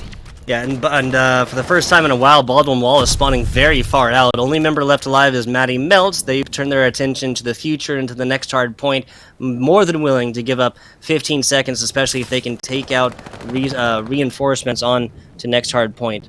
That lighting up now, as we see everybody kind of towards this middle one right now, trying to get up top. Conwa meets with Friedlander. Conwa's not going to like the result. Number 3, that's Friedlander. On top of this one, they got to get down below to start actually taking points on this one. Back and forth we go. Friedlander putting him down on the stairs right now is Full Sail University. Eking this one back up, and this is in no small part off the efforts of Friedlander right now. 5 streak right now, Cash. Yeah, a fantastic effort for them to try to make a stand and now drop this lead down to about 40 points. A good hold here from them. They recognize Baldwin Wallace is spawning on that right-hand side. They're going to try to keep him pinned in there for as long as they can, checking all of their bases, covering all of their windows on where they could be coming in from. And, well, the forces of Conwa just a bit too overwhelming here. Sure, you cut him down. Nick responds with 2 of his own, but in the 1v1, Nick gets the last laugh, gets the last bit of time, and still a 40-point lead to work back from, but you do a lot of that work here, and you go to P3 where you had a substantial hold the last go-around. I feel like Full Sail has like these flashes of greatness where they just absolutely slay out and get everything done, and then the defense is just kind of like slowly picked apart because Baldwin Wallace, partially because Baldwin Wallace knows the value of a flank. We saw that up, down, left, right, and center in St. Clair Saints versus Shawnee State earlier. A lot of S's right there. But flanks here having much less of an effect and presence for at least one of these teams going on to the next. Taking a look at the kills right now, 18-20 Nick, 14-7 Friedlander, 15-6 Mystical just fell, was just dead even, Meathead just outside of that situation. So there's really not like any type situation except for Conwa, of course, if anybody just like absolutely slaying out right now. And 8-4 Polyester is hands down the worst KD on the team. So Baldwin, you know, looking at a little bit more like what is it, hit or miss type situations when it comes to KDs all the way down. 40 points separating these teams. Full Sail doing exactly what they need to bring this one back. They're trying to carve their way back into this one, and as you were saying, a couple players for the side of Baldwin Wallace, you can just look at the engagements, right? Conwa has over 50 engagements, where someone like Polyester has 20, just over 20. So again, the pacing definitely different between these players, and so far that hasn't costed them too bad, but something you would like to see them get more so on the same page for. But hey, maybe their play style is just Maddie Melt and Conwa doing their thing and frying, and well, everyone else just trying to hold down lanes where they can. They try to get a break here on P4 and replicate the success that they found. If they can find a little bit of that, they can put themselves in a great position to close out this map number 1. But for the time being, Full Sail University with a bit more balanced slaying effort, finally getting a hold here. The streak's getting invested on this hill, gonna connect, and that's gonna be the clearance. Here comes the break-in coming from Baldwin. Yeah, who else but Conwa? Can't be surprised that Conwa had that kill streak ready to go. 43 points separating, but Nick and the rest of Full Sail doing exactly what they need to keep this ship upright and floating along. 30 seconds or so. Nick opting the absolute wrong time to reload that one. That's just COD timing for you people. That is COD timing. You get the break, you get the scrap time, you just, again, put the pressure on Full Sail University to have to get more and more substantial holds. You only need 25 seconds of the next 60 on this hill. They can dip their toe in. They have set the win condition for this map number 1. Full Sail needs, well, all this time or as much of it as they can get, where Baldwin Wallace can find a kill here and there, dip a toe in the site, and just go along their merry way. Full Sail University have to keep presence here, and as players start following, that pressure starts to mount more and more. Just a few more kills away from winning this one outright. Baldwin Wallace may not have the possibility to win it here if much more time ticks off, but they are set and ready for it to go back to P1 and to close it out. For Full Sail University, you're holding on for the time being. Maddie doing better there with Meathead instead of opting to kind of hold a more defensive position within the hardpoint and whatnot. Up to the top, now down to the bottom rope. This is Full Sail that looks like they have a great hold on the last quarter or so of this hardpoint. Nick, teammate, that's number 7. That's Polyester looking to, that's Meathead looking to smoothly. Yeah, okay, that's exactly what the doctor ordered. Freelander on another 5-streak cash. Really just clutching up here when the team needs it. Now they've put themselves in striking distance to win this one. Sure, they need a full 60 to essentially win this game, but now they've put the pressure on Baldwin Wallace to get the break. They do get the early break in just needing 20 seconds. We see this ping pong back and forth of who's got the win condition set, of course, favoring Baldwin Wallace, given they always had spawns and always had the lead advantage. They're looking to close this one out here. Just 10 seconds needed. You have to fly at this one. You're going to be walking into pre-aims, and, well, nothing just short of a miracle is going to be needed for them to win this one here. The contest comes in, and perhaps not for long as Maddie Melts finds a couple and starts to apply more of this pressure. Break in from the front, though. Full Sail, they're in. Nicely done. 4 seconds, though. Scrap time indeed. One of these teams can win off of this one. Baldwin Wallace finding 2. Conwa still keeping the dream alive. Last couple points right here. But everything. The full walk-up mountain here for Full Sail University. They're going to be given these last couple of seconds. Baldwin University could win off of 3, but respawns being the name of the game. Blue team, that's Full Sail, getting exactly what they need done right here. Last 2. Baldwin University takes it. Just by, what, a 20-point difference. Excuse me. Math is hard, people. Math is hard. Man, it got really close there at the end for Baldwin Wallace. They could have closed it out earlier, but props to Full Sail for just hanging in there and not, giving up and chalking it up to go to map number 2. They hung in there, and what was a 60, 70-point deficit at times, closing at 220 to close that one out. But again, just more of that resilience out of Baldwin Wallace that they can show in their respawns where, hey, we need to go big here, we need to focus on this rotation. They're very aware of, the clock, the time, points on the board, what they need to do to secure the win, and they do just that to get it here. The awareness, right? The awareness. I think that just like our previous map, well, we'll get to that in a second. A little replay of the game. Who else but Conwa? And they're in the same position that we saw a replay earlier as well. The Force of Conwa. The Force of Conwa. I think that could be like a metal band. Metal band name. Force of Conwa. That's intense for sure. Right? I'm with it. I'm all here with it with the NACE Starleague. Oh yeah, sorry. What was I just talking about? Saw the replay. I had something else in my brain and now it's totally lost. Talking about game awareness of Baldwin Wallace and just kind of their ability to read it. And the flexibility, right? I think the winning team here in the first hard point, the first map here, narrow as a victory as it might have been, I really feel like they were just more malleable. They're just more flexible. They were just, you know, we saw a little bit of like the full sail. Okay, we're just doing this thing earlier onto the P4, like the really outside, open outside point over there on next to the train yards and whatnot. And the simple fact is that might have I mean, well, it did. It was 20 points difference, right? And they got like almost all 60 seconds of that right there, just like consistently spilling in like ants in a line one at a time, right? That goes at least a little bit difference, even if they take, you know, 19 points, I guess technically, from the side of Baldwin Wallace on over 4 Full Sail. We'd look at a completely different map one right now. The good news is that any loss you can definitely take like a lot of points from, a lot of victories in the form of information from. And looking on Search and Destroy, they will not have even the opportunity to spill in one at a time and give up their lives, because it's the non-respawn right there. That's more of like a definitive mistake, and they won't even have to worry about that total control. And given what we just saw right here, predictions, not doing it. Hands in the air here, Cash, not doing it. I have no idea how the Search and Destroy is going to go after a 250 for Baldwin Wallace to a 230 Full Sail University squad. I mean, if I had to give predictions, I'd still be favoring Baldwin Wallace, just because, again, sure, slaying, you can look at whether that was even down to the kills or not. For me, it's just more so the awareness that the Baldwin Wallace has been playing with. You have to be heads up at all times in Search and Destroy. You have to be aware of, okay, what lanes we have covered. That means, you know, what lanes do we have open? Okay, be aware of someone, you know, wrapping for the flank on defense. And, okay, I'm going to be going up mid-map. Okay, mid-map's open. That means they have to be really left or right. That's all the options left. You know the comms have to be clean in Search and Destroy. You know you have to be aware of where your teammates are, where the enemy is, and, everything in between for your team to find success and Search and Destroy. And at least what we've seen of Baldwin Wallace tonight, what I got to see of them last week, they seem to have a leg up on that now. Again, given the scoreline of that first one, given, you know, still that Full Sail was able to go down by a deficit and close that gap, they have that possibility. We just need to see more of that replicated there in Search and Destroy, more success found, in order for me to kind of jump on board with that. And the coordination, the communication, always going to be paramount within the great game of Call of Duty. And we'll see how that one goes here for the Search and Destroy. We're looking at like a geographical difference. We're looking at like a game mode difference from the hardpoint to Search and Destroy, geographical from Berlin on in to Tuscan. Tuscan, just simply a lot more open sight lines in either lane across on the outside, not in the middle necessarily, being just a lot more open. See a situation where the snipers might come in yet again here for Tuscan. And wait, no. I'm thinking about Desert Seeds. I guess there's only one real situation, that's along the A-bomb site, where the snipers would come out. And generally, that's kind of something you pull out. You know, you pull out of the sleeve, and then it's like, well, if they do it again, now we kind of know what's up. Yeah. Now we kind of know what's up. So it's really maybe just more like a one round advantage. I had Desert Siege in the cast. Cash.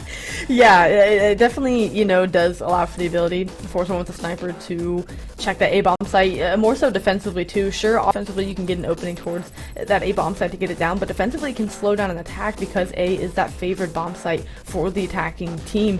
We'll see if we see any of that action tonight, or if we still continue to see the fast pace that Baldwin Wallace likes to play with. Of course, you've got to come correct here. If you're Full Sail University, you do not want to go down in this series 0-2. You want to try to find a way to keep, you know, any kind of advantage or any kind of levelness you can have now that you find yourselves down 0-1. And for Baldwin Wallace, you're just trying to apply that constant pressure around the map, trying to force Full Sail University to adapt to your gameplay. As you had alluded to, their flexibility, right? If Full Sail made an adjustment in the hard point, Baldwin Wallace was willing to readjust their gameplay around that. So it's minimizing mistakes, and it's also just figuring out, okay, what do we have to do to mitigate the effect of their team slayers as well. It's just like you said, that malleability, that adaptability of a team, that seems to be the team that can come out on top more times than not. Malleability, flexibility. What was the other one? Oh, we just had it. All the ability is right there. I was just all about it. But yes, the Baldwin Wallace University Yellow Jackets. It's the Yellow Jackets, brown and gold. Brown and gold, the Yellow Jackets here. Gonna be looking to put two of them together. String and hardpoint win for the round into a Search and Destroy win. Love to see it. One player, that's Hoodie Telly down south. Coming on in here.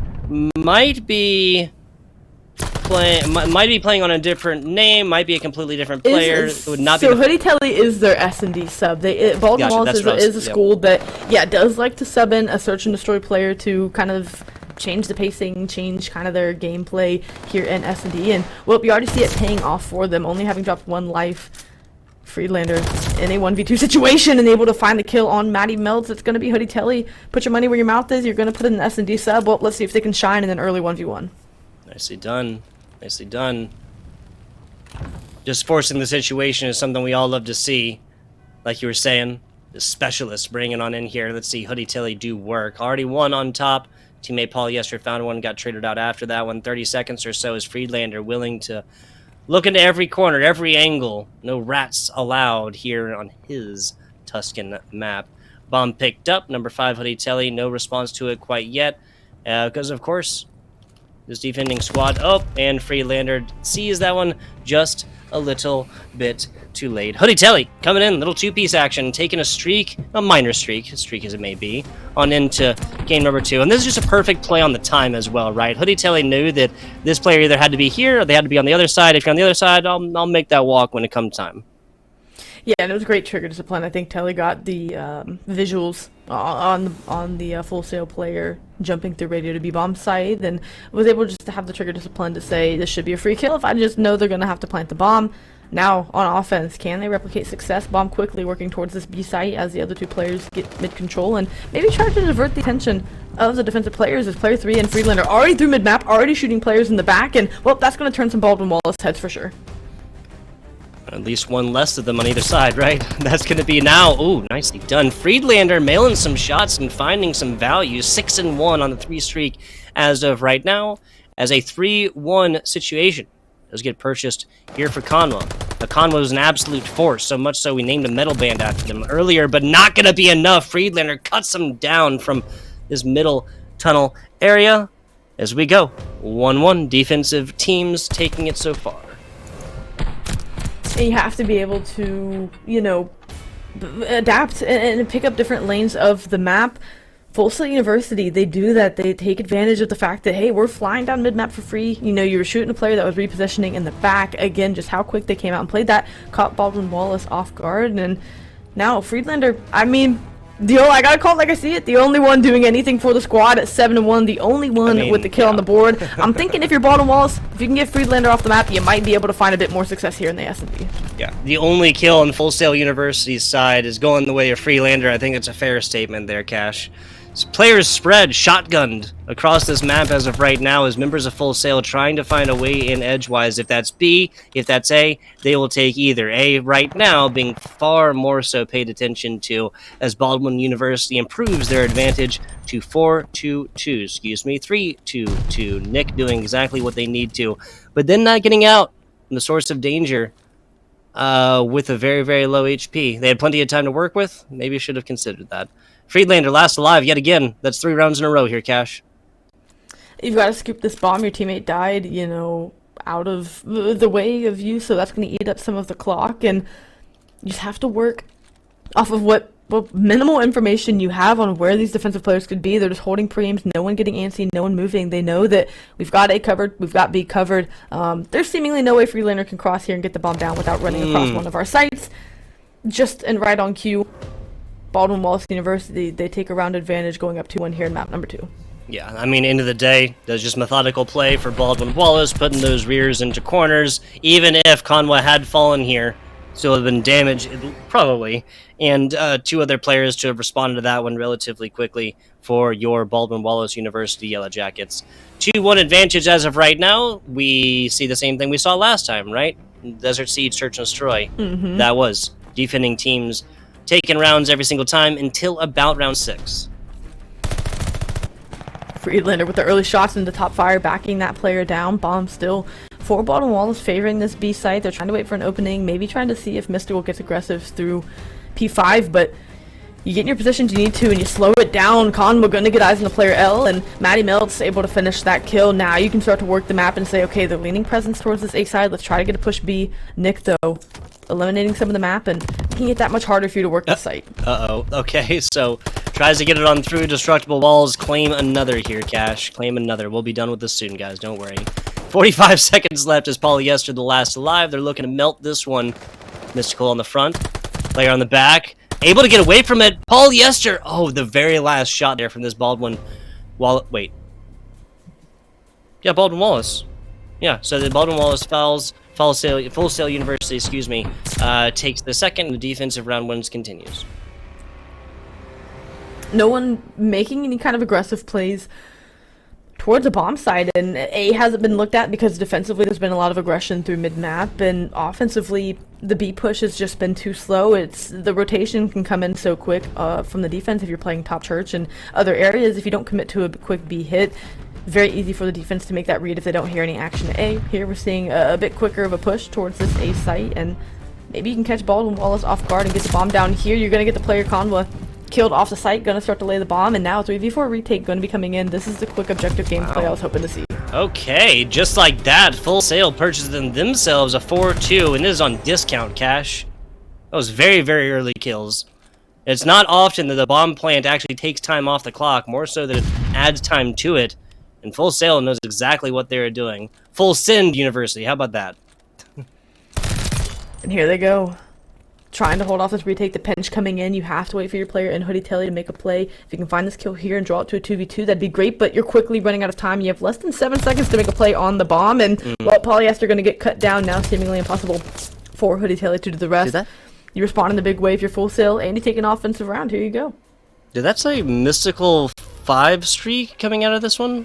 Did my eyes deceive me? Didn't seem fully possible. Crazy stuff. Crazy stuff. We'll check that out in the beginning of this one. Switching sides yet again. Offense defense is this one, just like our hard point, proven to be relatively even-handed. Yeah, Mystical. So Mystical starts this one out. Okay, so Mystical for Full Sail University starts this one out 0-3, and then goes on a 5 streak. Goes on a 5 streak. A little bit more slang like that. They'll be looking at some death from above. On the other hand, too, Friedlander went 7-1, has only died since then. Oh, excuse me. I was looking for themes here. I was looking for trends, right? Not going to happen so easily. Friedlander able to find the first blood, and that's going to slow down this offensive attack for Baldwin Wallace. You're fairly even in the slang column for Baldwin Wallace University for Full Sail. You needed players to step up, and well, Mystical answers the call. Now you're just waiting for someone to get over-aggressive from Full Sail to find an easy pick. That could happen here in Alley. Player 6 and Polyester trying to make a play, but Mystical going to pinch as well. You find the kill. A teammate falls on the other side, still a 2v3 situation, and you don't have much map control to go off of. They're going to try to get this down A before the wrap comes in, but you really got to find a couple picks here to feel comfortable.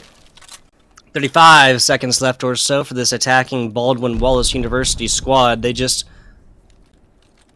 messed up the chance on the defensive side. Not 100% sure what Matty is doing. Like, the idea is to try and get with the teammate right here, especially with the life differential, but at the end of the day, Matty Melts is now in a 3v1 situation. They know where Bomb is at, and he does not. Attempted pistol whip right there. Gonna follow it up with some shots. Not gonna happen. Baldwin Wallace striking, or excuse me, Full Sail University. I keep doing that. Full Sail University striking back with another round win, tying 3 of them together now. Getting closer and closer to 6 rounds, and the equalizers that we needed to see from Full Sail could be coming in. You still have 2 rounds to do it. For Baldwin Wallace, you've got to make an adjustment here, and I think that adjustment comes with valuing your life more, whether that's running, with a teammate and playing the trade, or slowing down your gameplay and forcing, the offensive team given you on defense to make a play. We'll see what positions they look to take. It's very quick through the mid-map here, and Nick with another first blood. You're going to try to answer it back with a quick trade, but that's not quite going to come in as Nick finds a second, and now this round quickly falling apart for Baldwin Wallace. Easy peasy for Full Sail when they're able to just find kills like they're finding lint in the pocket here, Cash. 4v1 type situation, and no longer a situation where Full Sail has to rely on Friedlander just to slay out all day long. Matty decides to just push it on to this next hard point, and that's going to be a 5-2 lead now for your Full Sail University. They're playing just really strong here. It's gotten more decisive, what I was just complimenting Baldwin Wallace on. Full Sail University is executing on very well. They're making decisions to, again, we just saw in that last round, offensively make a push-up mid-map. And, okay, we worked a couple first bloods. Great, let's get this bomb down quickly. Let's get site control and a strong post-plant setup. They execute that very well. Now here on defense, they just have to hold on one more time to force us to map number 4, at least in this series. Matty Melt's going to try to open up the first blood, but first bloods have Rain King here in this Tuscan, and Conwa opens it up with 1 Mystical, though, with a quick trade.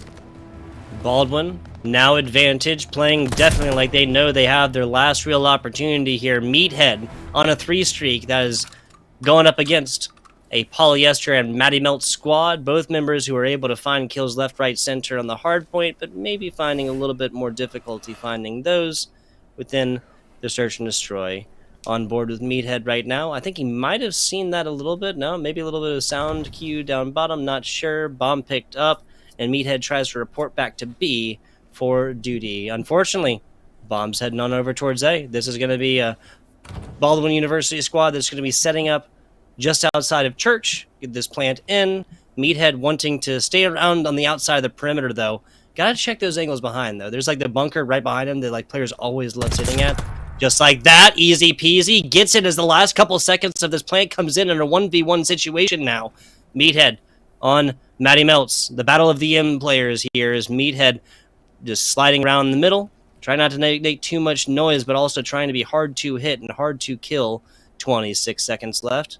Attacking squad, Matty Melt. Oh man, Meathead, that's just COD timing for you, Cash.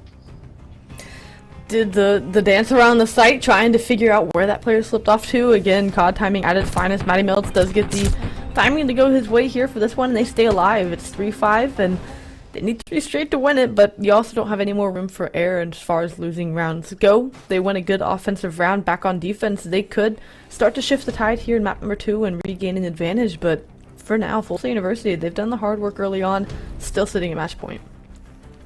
Mystical, bomb in hand. That's going to be Nick dedicating life resource on down towards B.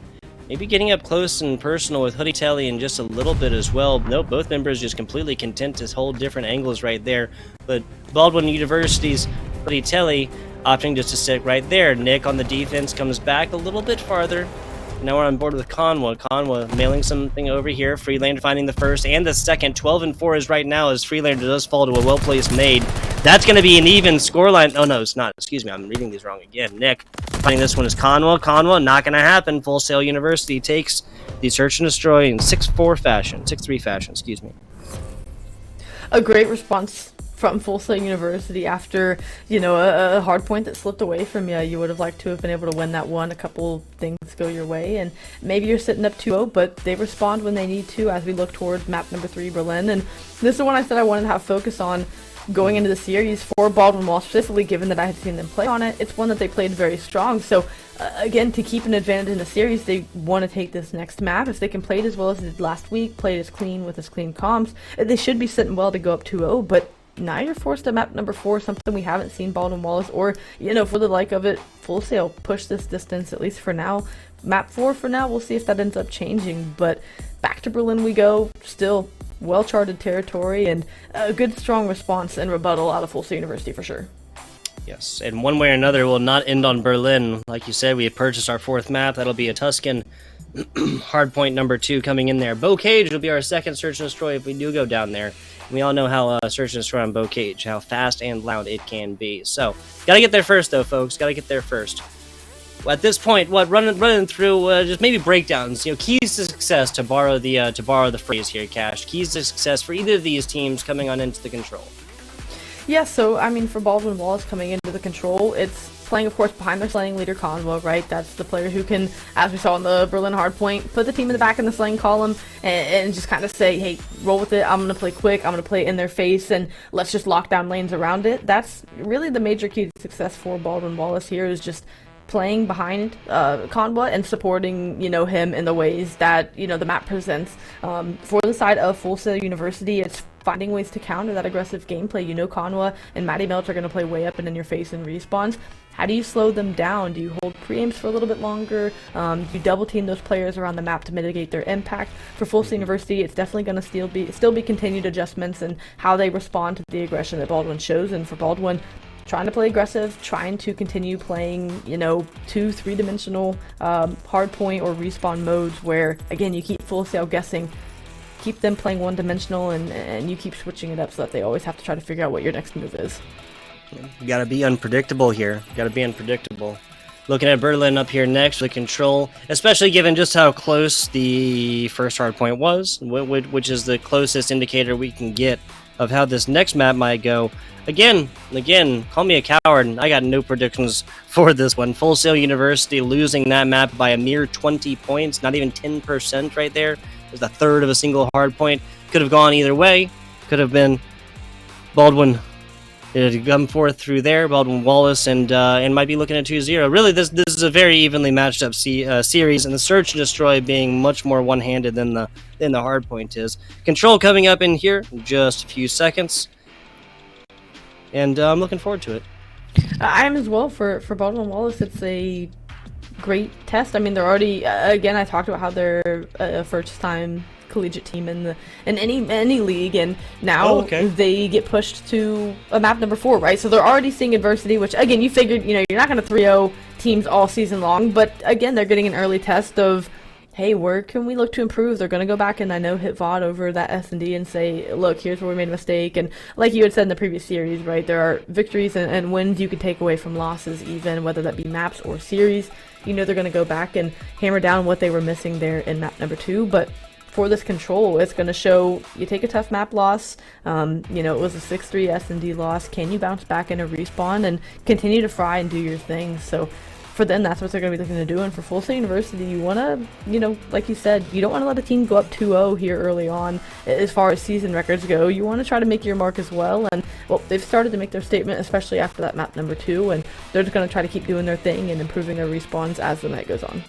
Oh yes, a statement indeed, a loud and proud one right there. Is there might have been a mild win for the Baldwin Wallace University squad in the hard point, but striking back, striking fear, really is Full Sail University. Even if we trade, back like the Berlin and the Tuscan right here, if this comes down to the Bocade Search and Destroy, and we are 2-2, I think that's a point that Full Sail will really shine. Obviously, we have to get there first, and we'll go through 2 more matches, of Call of Duty to kind of determine how we're going to get there and whatnot.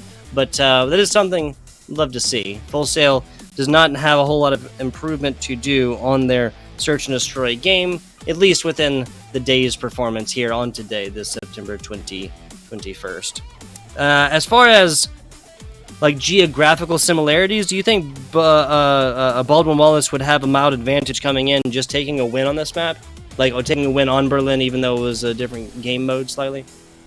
I definitely think so, because it's a respawn at the end of the day, so you're still going to be playing it like it's a respawn. You're not going to play it as slow and methodical as a Search and Destroy. Now, certain scenarios call for change of pace, but, I mean, for Baldwin Wallace, they're fairly comfortable on this map, and I expect them to play it about the same. You don't do too much of a switch-up come hardpoint and Control. It's, again, playing your situation smart like you would in a Search and Destroy, but I still expect them to have a slight advantage given how comfortable they look on the map. That we said Full Sail was able to close the deficit from 70 to 20 points.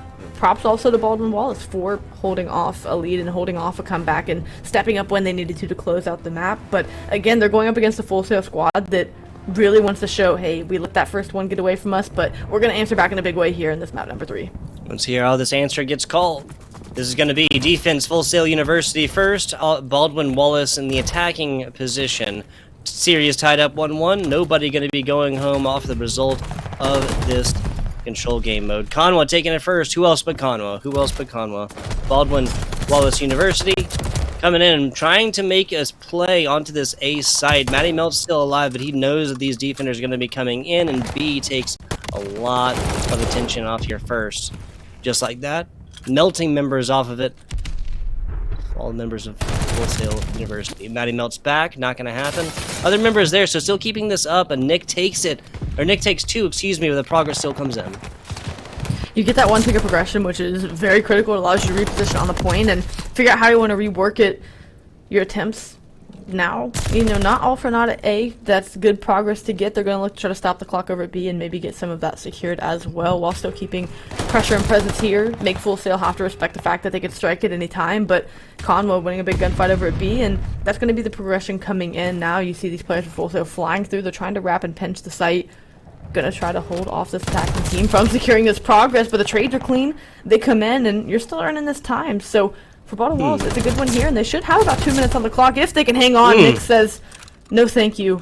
You're gonna have to earn this one the hard way. Hang on just a second. I'm sorry. You're gonna have to check back into the hotel. That's gonna be Nick really just stopping that one and keeping Full Sail University within the first round of this Control. And obviously nobody still won yet, but losing an entire and getting an extra time for the offenders, never something that you want to give up so easily. 3 total ticks 1 onto A, 2 onto B. As Polyester turns the attention back down here again, going to be joined by Matty Melts, and this should be it for B. But even if it is, like, that's a lot of time that Nick saved for the squad by making sure that that two-piece did not stay alive onto this control point. It really was. With lives being even, it's a good thing to shave off as much time as you can. Nick does just that. We'll see how this round ends up shaking out, but again, that's something that you want to do defensively is bleed time. Just make them think they have something secured, and now we have to come another 10 seconds off respawn to earn some more. Conwa from this outer window contest spot, gonna find a kill and knows someone else is still left. Applying pressure though and trying to slow down these reinforcements from coming in, not going to come to any kind of fruition. They're going to get back down to the respawn screen, and now we see this aggression defensively from Full Sail coming in. They're trying to get a good map spread here and hold off this offensive round. That's not going to happen so easily though. This is the same kind of situation that Full Sail did. They are spotting in and then just sending one at a time all the way up. Polyester and Friedlander probably doing battle there, and that's me and Friedlander easily winning that team fight, or that one-on-one, excuse me. Baldwin Wallace 1 life away from no respawns, and now that's the situation they find themselves in. Like you said, it's appeared one-dimensional offensively for Baldwin Wallace. They haven't been able to get comfortable and footing, though they were able to get the B side secured. They never looked comfortable on A, like you said, just throwing one-off lives at it. And, you know, it can't all be on Conwa and Matty Melts to slay. You need maybe a couple of the players step up. Polyester trying to do his thing, but has to be more cohesive team effort. They have to be able to string something together as a squad, and Conwa, they've just slipped the net here, has to go big, and unfortunately can't, falls flat, and team left without him.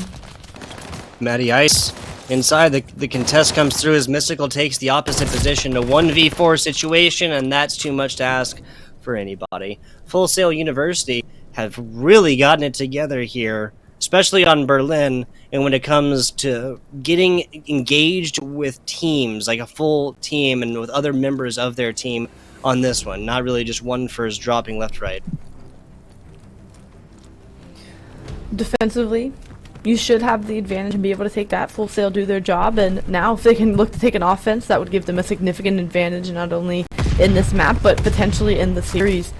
They're going to give this A site a look and trying to get some early progress here, but player 2 and Conwa already through this B site and going to try to apply pressure, wins a big gunfight. Unfortunately, your teammate falls over at A, a quick stack coming in, and a quick wrap back coming in as well for the side of Baldwin Wallace. Very early progress coming in here for Full Sail University. Meathead on an absolute tear. And was that actual literal 1 HP and a prayer. Still took the kill, no damage against. Lot of attention for Full Sail onto A so far, and this is pretty early as well. 90-second start, there's only been 16 seconds burned off of this as Nick continuing on his absolute run. A 3-piece now, Polyester managing to find him in the end, but a 16-7 Nick is keeping Full Sail in this game left, right, and center. They get A, the harder site captured. Now they have over 2 minutes on the clock and up 5 lives. They really have, you know, whatever control and whatever decisions they want to do. Nick has turned it up to 10 here in map number 3. I mean, the slaying is unreal, more than double positive, and more than doing hard work for the team, securing this long line of sight, forcing Baldwin Wallace to have to reroute through another lane, and Friedlander's there to pick up the pieces. A very quick offensive round come in, a very quick 2-0 in this control, and Full Sail University pushing Baldwin Wallace to the limits right now, trying to take this 1-4 if they can. Okay, I think throwing my hands up and saying I wouldn't make a prediction at this point does mean that I am wrong, because my implication was, of course, that this would be a very evenly handed control map. That's anything but. Full Sail University, defense and offense, and it's hard to say which one was more like oppressive. Baldwin Wallace back on the offensive go. Have to answer here with an offense, probably 2. In order to win this one here, Conwa gonna win on this outer gunfight. Friedlander gonna be able to trade, and again, you starting to fall. You're not able to win these gunfights. It's slowing down your attack, and it's giving Full Sail the chance to respond. That little play there from Friedlander, a little ring around the rosy action on the bottom part of this A control site. Very interesting. Very interesting. Managed to stay alive and find a full K. Conwa outside, 13-13 goes Conwa as those shots sing.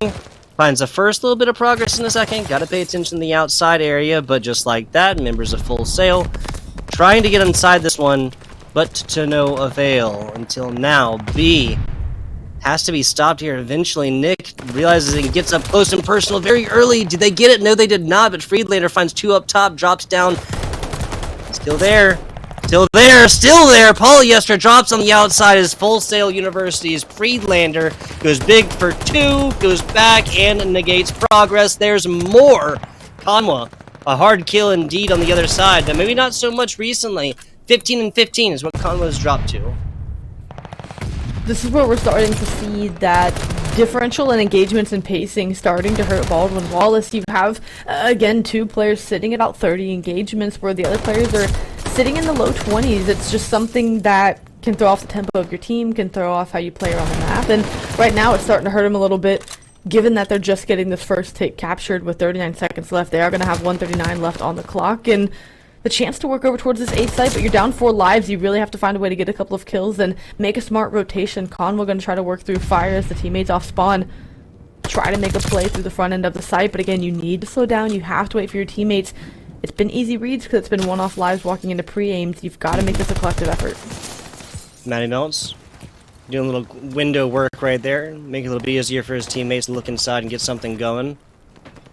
In the outside, right there, close and personal. Matty Melts wins it up against Nick and then pushes on to the middle area. Pretty much guaranteed members to be there and low. A bold play at the end of the day. Meathead finding 2. Finding 1 headshot-wise in the end there, as well as Full Sail University continuing on with a, 3-2 life advantage with a full control point completely untouched and only 45 seconds left for these offenders.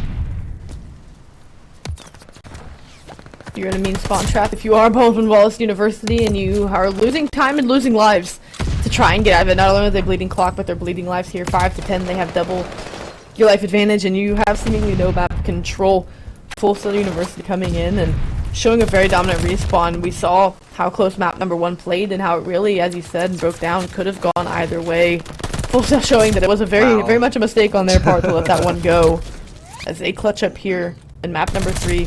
I can't even say clutch up. Clutch up more so in the grand scheme of the series, but here, a very dominant respawn, something that we didn't quite see in map number 1, and they find themselves up 2-1 in the series going into a Tuscan hardpoint. Didn't see, couldn't predict, never would have guessed type stuff. And I'm not saying the Full Sail doesn't have it in them, but after the Berlin play on a different respawn game mode, I just would have anticipated that this been a lot more even-handed, a lot closer. That's simply not what we found here, Cash. It wasn't, and again, I'm going to go back to that pacing, just not waiting for teammates to get to the site. You want to play aggressive and you feel confident you can find a couple of kills, but when you don't, it puts your teammates in a bind to now have to try and run and play catch up and maybe put themselves out in a situation that, they can get caught from multiple angles. So a little bit off there, the pacing and tempo for them in that respawn, but they're going to go back to a Tuscan hard point here. It is going to play differently than a Tuscan search and destroy. Quickly, we're going to have a look at our replay here. Nick, again, having an unreal stat line on the night, turning up out of seemingly nowhere in the series to give the team their advantage. And yeah, we have our eyes forward towards the Tuscan for map number 4, but it's still a lot of work to be done for Full Sail. If they want to take the series, they have another hard point ahead of them where they want to try to show that, hey, we've got the prowess, we've got the ability to take it, and hey, it's on the cards for them. Yeah, exactly. We may have won at Berlin, we may have lost at Berlin, but now it's Tuscan. And now we have to switch attention onto the different, geographical 5-minute break, guys, because we've gone, a little bit extra time. We'll be back with you in just a little bit.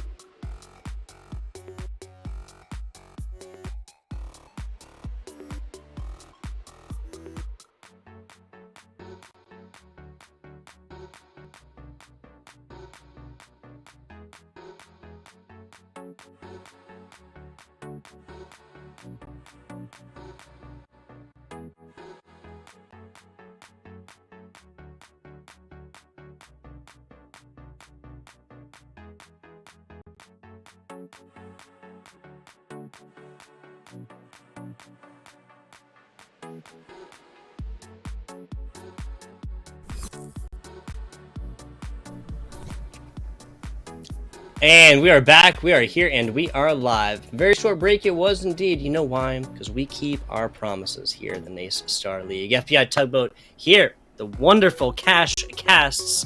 And Cash, we are here for what could be the very last map of the night. Yes, single tier, right? Absolutely, gotta wipe the eye. You know, I'd love to see Matt number 5 come in if we can, but Full Sail Armada really just taking off and lighting up in this series from map number 2 with a fairly dominant 6-3 win. Now we went to we had just been at Berlin for Control for map number 3, where they took that in a very hot 3-0 fashion. And, you know, the whole time you've been saying hands up, I'm not sure who to pick, and given the recency bias, I've been favoring Baldwin Wallace, but now that they've had some pressure applied to him, it's been Full Sail who's really come out on top. And would you look at that, we're going back to Tuscan, a map that, well, they already have taken a win on. Yeah, so I'm going to say between taking the win, I'm actually taking a stand this time. I'm going to be courageous, okay, Cash? Love it. It's Full Sail. It's Full Sail in this one. I am predicting another close game, but between Full Sail University, the Armada, coming on in here, doing it big on the Search and Destroy on this map already, and having a very closely, evenly matched hardpoint, only a 20-point deficit right there, which at the end of the day, really ain't that big a deal. I'm going to say this is Full Sail in 4. Full Sail in 4. That is 3-1 victory being predicted here from FBI Tugboat for Full Sail University. Nothing against you, Baldwin Wallace. Nothing against you by any means. In fact, you should use this as fuel to prove your dumb casters wrong, right?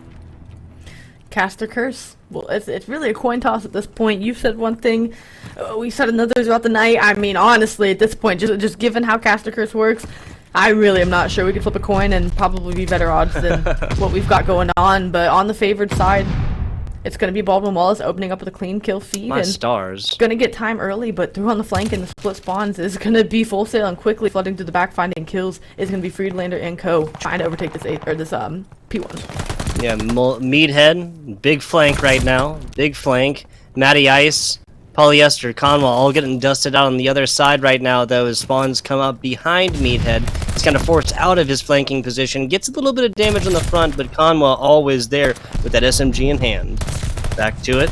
Mystical, cutting down 1, cutting down 2. He is going after some trees right here. There's another one. He sees it, takes a little bit of flak, and still chows Conwell, that SMG yet again. I'm singing the same song here, Cash. And it's a song very much worth singing. Conwell has been the slaying leader for the squad from day one, and they know that. Now it's just a matter of can teammates around it step up and pick up the lanes and pick up what needs picked up. Excuse me, if I could pick up again around the map. It's just something that they have to figure out how to work around and with. Conwell with no hard point time, but again you have Matty Ice with 24 seconds, Matty Melts with 16 respectively. You're letting your Slayers go out and do their thing, and trusting your OBG players are going to find a way to the hill. And well, it's been a scrappy one here, no different than what we saw on Berlin, a 10-point deficit, Full Sail University with the lead, and really no one with clear sight control. It is going to be Full Sail trying to get time for now, but a break once again coming in with 20 seconds left.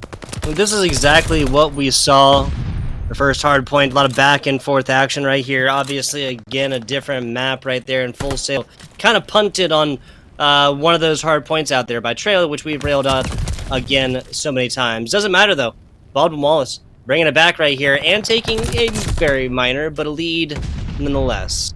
Looking on, next hard point, P number 3, getting started as of right now. Mystical holding that back bunker position, and that'll be fantastic for once these members of Baldwin Wallace do come spilling on another lead change. They float to the front, they get the kill, and quickly on the chase is going to be Meathead, able to find a kill behind the tack. Use of Nick, and it's Nick once again finding 2 kills before falling, but you hold on if you're Baldwin Wallace for now. Again, handshaking the lead back and forth. What's more so important is who's going to try to get those rotations early and hold on and get clean setups. No one's been able to do that so far. 20 seconds left on the point, and every second being fought for. Meathead with the kill through fire, the pinstripe kill feed going back and forth. It is still Baldwin Wallace retaining control, and now the reward of the 20-point lead for it. As we look ahead towards Church, your right-hand side of the map, player 8 turning around and saying, you know what, let's just get a setup. Freelander going to get scrap time, and they're also going to have the rotation. If they can get a clean setup here, P4 is something that does afford team full 60s for good gameplay. Hey, and that's something Baldwin Wallace are very familiar with. They just need to get set up there first, and that is a big step to Start off with Full Sail University, 55, 56 points, and ticking up towards Moors. Matty Melts actually feathers his shots right there and is able to keep that alive because only 5 shots left. The melee shot not going to happen. Had the pistol in hand, decided against it. 40 seconds left or so is Friedlander taking the lion's share of these kills for his team. 9 and 7, the best KD. Excuse me, Mystical, making that one a non-issue. Looking at the other side, 10 and 6 for Polyester. Polyester, a player we haven't really sung the praises of that much, guys. Cash, keep doing that. Someone who, yeah, can step up and again play what role is needed. Is that slaying? Is that OBJ? What do we need to fill in here to try to, you know, string something together to get a win? But right now, shining bright for this bottom wall squad alongside Conwa in the slaying column. Very balanced for the side of Full Sail University as far as slaying goes. Just about every player positive, or if not close enough. And the hill time very much more evenly spread, and they respond with a 40-point swing. What was a 20-point deficit, they have turned into a 20-point lead. Now gonna have to break into P5 here at command center and try to garner more time. Already, I'm gonna say it, I expect this one to go down to the wire, even more so than map number 1 Berlin. No one's gonna have to come back from a deficit. I think it's gonna be exchanging leads here the entire time.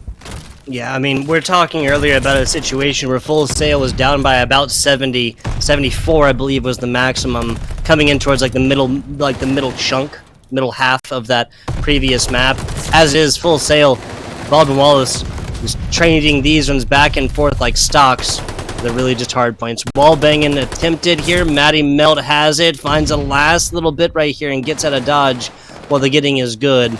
Picks it up an automaton on the way. And this thing will sing on the other side. Damage and flak on the beginning. Last 7 seconds right there. Not able to keep it alive as Matty Melts, but I am fraught to say that 7 seconds isn't going to matter, but at a certain point you do have to pay attention to the next hard point. And for the time being, Baldwin Wallace are there first. You read the flank coming in from P5, and now your eyes are just focused on where they're coming from now. It's going to be a front hit towards field, and it's going to go pinstripe for the time being. You're starting to get outnumbered here as players are falling for the side of Baldwin Wallace, and finally the break does come in. Of course, ideally, for Full Sail University, you want to push through beyond this 50-yard line of the map and get to P2 spawns, but they're happy just growing their lead right now, which could hit 50 points if Baldwin Wallace can't get a break back in. And, well, with the pressure they're applying through fields, it's not going to be an easy task. A fantastic shimmy shake there from Meathead to realize where this player had gone. Matty Ellis puts him down where he stands on his way back on into this hard point. Pushed from middle and got a couple seconds for their prominence right there, but every time a member of Baldwin Wallace has gone into a Full Sail University hard point in the past 2 hard points and they've gone alone, they have gotten a maximum of 3 or 4 seconds. Not 100% sure, trying to count that. A maximum of 3 or 4 seconds. Whenever Full Sail University members, however, get in here with 2 or more players, they've gotten a minimum of 8 seconds. It's just simply getting to be outnumbered at this point. You know, you bring up those numbers and how important they are to the grand scheme of their playstyle, right? Obviously, trickling in 1 life at a time is not panning out well for the side of Baldwin Wallace, and yet that's what they continue to replicate. Again, I think that comes down to the slaying pacing that seems to be off at times given how high octane our slayers are and how far behind some of their other players play. Full Sail University, teamwork always going to come out on top, and well, they're showing you why here now. 40-point lead earned by themselves, wrapping back to try and secure the last bit of time. Not going to give any scrap time up if they can avoid it. Baldwin Wallace do have the advantage for P3 as that rotation looks ahead, and well, they're going to need to respond to the full 60 if they want to stay in this game. No artillery strikes here. That's just Friedlander and Matty Meltz's nades placed very, very well.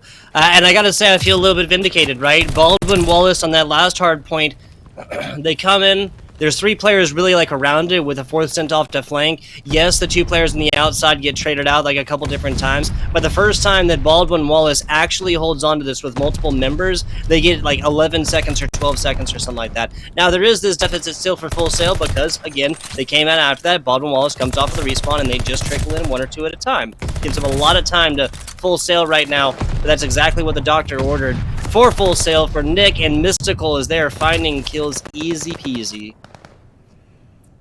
Holding on to this hill time and continuing to extend their lead.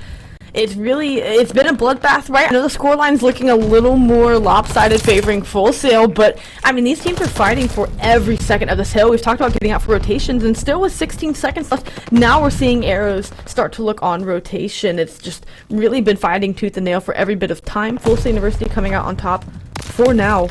Back to P4 where they had a really good hold the last go around. Baldwin Wallace, you're running out of opportunities to make a stand with just 50 points needed. Or excuse me, 70 points needed for Full Sail University to take the win. You're starting to run out of opportunities here to mount this comeback. Yeah, 22 points or so separating these. Baldwin Wallace doing exactly what they need to, but just like that, Mystical, the walking two-piece, we talked about him earlier, different player, walking two-piece indeed, as that was Mystical taking the last little couple right here. Meathead finding their first to the middle. First little shot right there, Meathead back into it and trying to make a name for themselves. But Matty Melts murders Mystical. I'm going for the alliteration there, Cash. Quite the alliteration. I'm a fan of it myself, and well, it's the bloodbath still ensuing on P4. If you're Baldwin Wallace, you started to close his deficit. Matty Melt's doing his thing with the rat, but the rotation has to be focused on P5. You're going to close this lead now to within 20 points, but you lose the first gunfight. This is where for Baldwin Wallace, you have to string together. It has to be teamwork. It has to be cohesive. You have to wait for your teammates here. Yep. Even if you give up a couple seconds, it'll be worth it in the grand scheme of getting a clean break. And would you look at that? 2 kills go down, just a couple more on the site before they take this one. And now they're in control. 5 points separate these teams.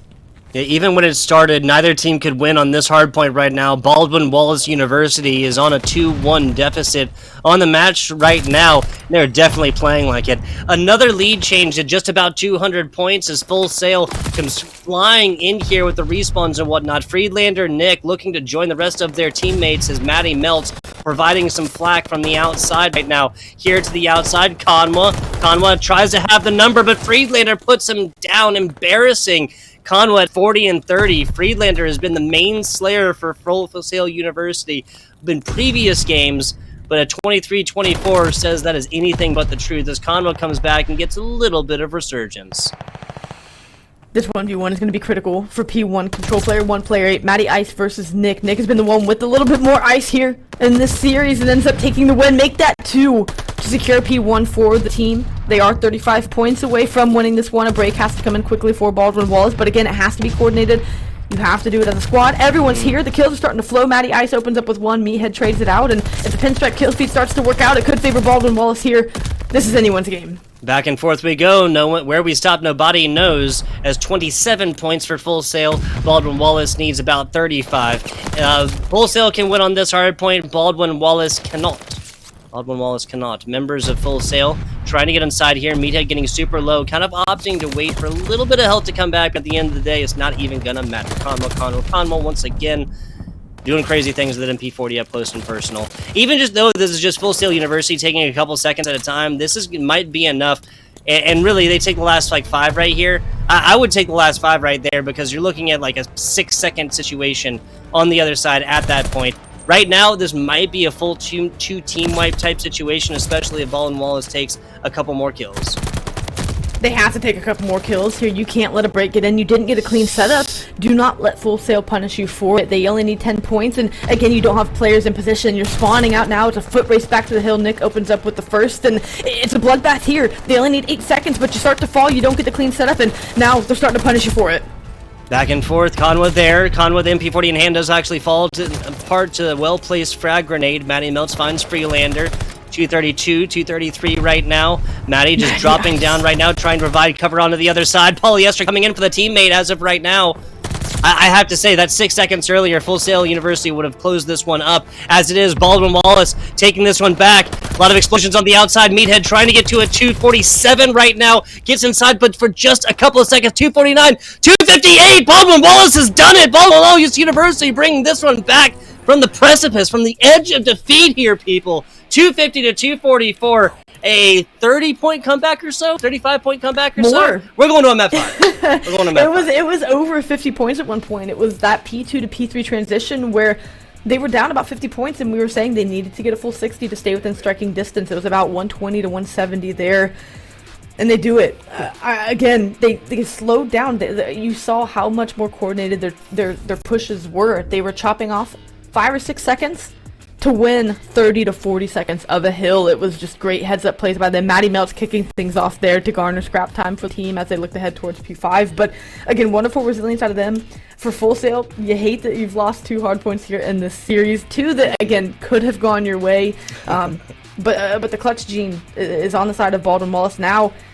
we head to a search and destroy. So again, as much as you say someone has an advantage in a series, we go to a search and destroy where Full Sail University looked very strong, very comfortable. Granted, it is Bakaj, and whether it's a search and destroy or a respawn, it just plays that much scrappier and favors a team that may be ill-prepared. But hey, we say search and destroys, we say game 5s, but search and destroys wins championships, and nothing like week 2 reps in order to get your pep for that. Hey, exactly. And you know what, Cash? I am man enough to admit it. Every prediction I have made about this second match thus far has been incorrect, 100%. Hey, I'm not shooting too well either. If I'm all with Wallace, I've seen them play before, and well, they're getting tested, and yeah, it's anyone's game at this point. Yeah, I think between the two of us, people, Cash and I are like 1 for 7, 1 for 6 on the second match or something like that. But hey, like that. hey, I have never been happier to be proved wrong. Here's a stat line for you guys: 26 total points separates or makes up the entire 2-map differential for Full Sail University across the hard points. 26 points, an average of 13 points per map that they have lost right there. That is an extra gust of wind of effort. That's that's an extra just a couple lives within a hard point right here. That is a very minuscule difference when you're talking about 250 on the other side. Like a 2% difference or something like this. Like, it's crazy. You're talking about a 3-0 if they would have been able to take that map number 1. Yeah. Again, that's one decision, that's one timing that doesn't go your way. And of course, throughout a map, you're going to make multiple mistakes and get multiple timings wrong. But again, you could pick any one of those and say, oh, we could have done this better. It's a game of, I talk about it with traditional sports, I draw this parallel a lot. It comes down to who's going to minimize your mistakes. I played a lot of basketball, and coach always said, who's going to go out and make the least mistakes? Who's going to have the least amount of turnovers? You translate that to Call of Duty. Who is going to give up, less rotations? Who's going to be willing to take the long route and make a play and go the extra mile for the team? Minimize mistakes and, again, tighten up where you need to. It's a game of runs, right? Hardpoint especially. A team's going to go on a 30, 40-point run.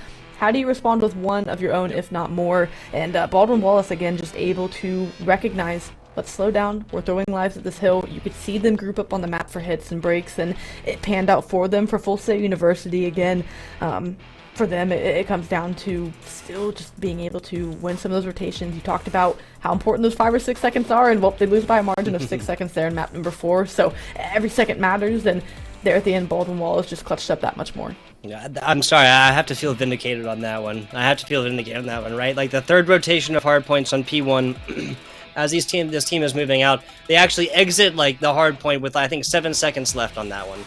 If that had been a difference, I mean, disregard just how that would have influenced everything else for Baldwin Wallace. If all of the things held constant, which I know is like kind of like it's like an excuse. It's like, well, if everything, the scoreline at that point would have influenced the rest of the game. Who really knows? But if all other things were held constant, this would be Full Sail University in 4. If that 20 points had come in earlier, this would have been Full Sail University in 3. Baldwin Wallace University has proven themselves to just come through here and be absolute hard point experts. They're going to have to get it done on the search and destroy, though, because even though they have purchased themselves this situation, even though they've gotten this far, even though they've gone the distance, right? At the end of the day, a 6-3 scoreline onto a relatively smaller map like Tuscan that is not that much geographically different from Bocage is not good breaks for Baldwin Wallace University. This is Full Sail that has shown prominence within a game mode and done everything there, and now they have shown prominence within the search and destroy. Sorry, they showed prominence in the hard point, the game mode right there, and only lost by what my calculator tells me is just over 5% when you average out between the two games, right? Mm-hmm. Now they're moving on to a search and destroy that was hands down the least, or no, excuse me, the control was actually 3-0. Maybe I don't know what I'm talking about. Yeah, we're 1 for 8 predictions now here, guys. We're 1 for 8 predictions. No, the search and destroy was still very, very one-sided. If this was like a first to 6 or something like that, and we played another, control after that, then I think this might really go the same way, because Full Sail University 6-3 on search and destroy, 0-3 on the control. It's absolutely dominant when you're not talking about hardpoint. It really was a dominant search and destroy performance from them, and again, it's just valuing first bloods, valuing your life, of course, by not getting first blooded, but also putting importance on finding that first pick, giving yourself any kind of advantage you can early on in the round. And I would like to see, again, from either squad, whoever wants to go out and win it, playing around the objective more, because it can be hard because rotations and map backs to site can be so quick, but getting the bomb down, putting the pressure on the defensive team, And then on defense, applying pressure to stop the offense from getting it down. Use the objective to your advantage. That's why it's there.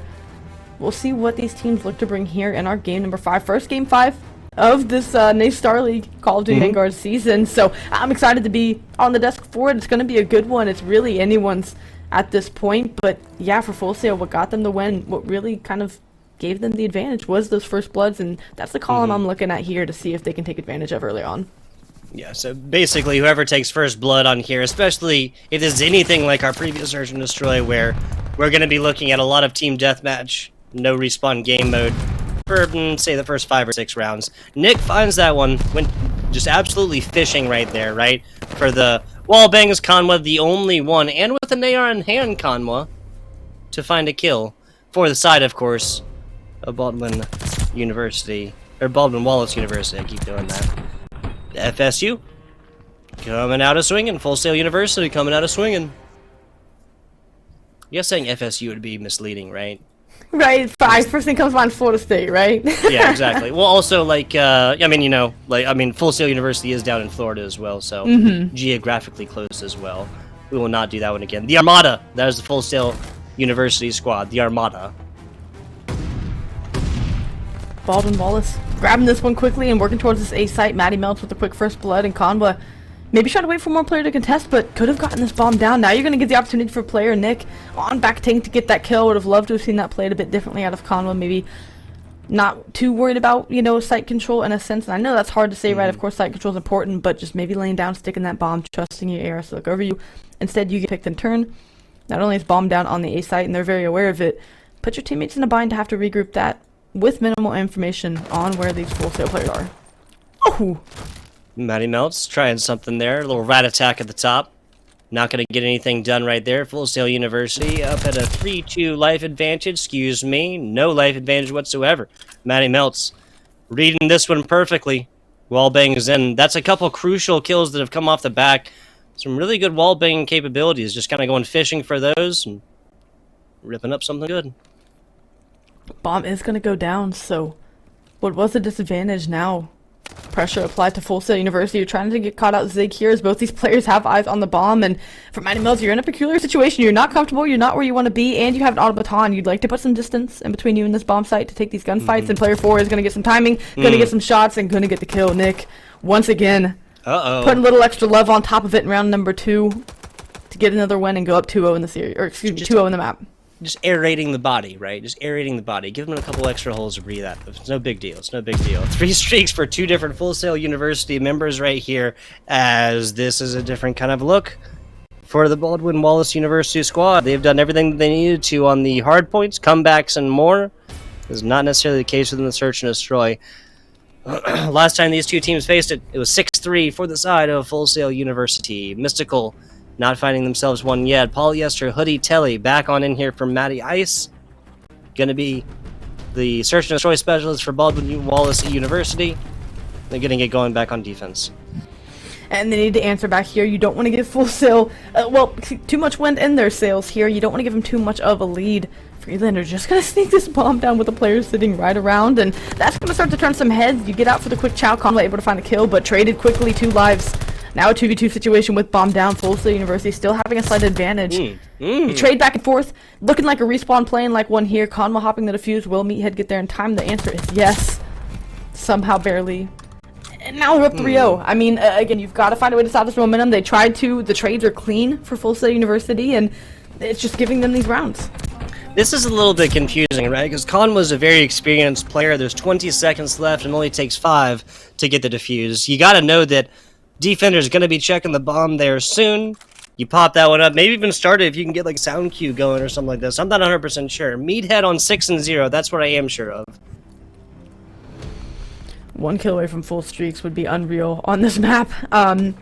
Not even for the kill potential, just information. It's such a small map that you could just relay so much information and get to where you need to be to find those around the map. Nick, though, wasting no time on back tank once again, finding a kill on someone barn for the side of Full Sail University. And you're sitting very comfortable here. This is looking even more dominant than map number 2, is right now you're just having a hard time getting a kill on the board for Baldwin Wallace. Full Sail University in complete control here in this game number 5. plant coming down. Hoodie Telly keeping the eyes on the prize right there. MP40 out, ring around the rosy engaged, and we're going to say that Full Sail University don't like them children's games. 4-0. Now for the side of Full Sail. The Armada is flying on. Switching sides once again. But at this point, I'm not even sure that it matters too much. I mean, we're up 4-0 in a game 5. Of course, it wasn't super close, 6-3 in map number 2. But with Meathead on 7 having full streaks and 4 rounds, just 4 rounds. For Baldwin Wallace, honestly, this feels like the do or die round. I feel like you have to win this one. Otherwise, you have the streak that you can invest. You have so many ways you can close out the round number 5. They have to find a way to slow this momentum and win this round. And Meathead, doesn't matter if it's shooting through a wall or shooting down a clean line of sight, able to find these kills and doing it in perfection. Even before this game started, Meathead had more kills than the entirety of the Baldwin Wallace University squad. And Meathead, is that an ace? No. Close. You got three of them, right? Yes, did get 3. Okay, wow, insane. Nick was This able is to find one Meathead's with world. We're all just living in it and renting time at his behest. Jesus. 9-0 on the Bocage. Search and destroy. And you have full streaks to close it out. I mean, this one. Yeah, this is, yeah. Again, of course, you have to leave the chance for a miracle, for a Full Sail from the side of Baldwin Wallace. But with streaks in the back pocket, and again, just with the ease with which they're winning these rounds, I mean, their team collectively is on a 14 kill streak. So, it's a search and destroy. That's crazy in a respawn. This is a search and destroy. It's unreal what we're seeing here. Yeah. Search and destroy just being Full Sail University's bread and butter thus far. First advantage here for Baldwin University, excuse me. Meathead still isn't down, but, you know, who's surprised about that one? 2-2 right now after Matty Melts falls. Mystical finding that one. Hoodie Telly's still alive, though. Polyester, man. excuse me. Pastor's Curse coming in right there. Polyester, the map, the match. Undying honor and glory on the back of Polyester for this 2v1. Never mind. Whew. Of all the things we've seen in this series, now we've officially seen it all.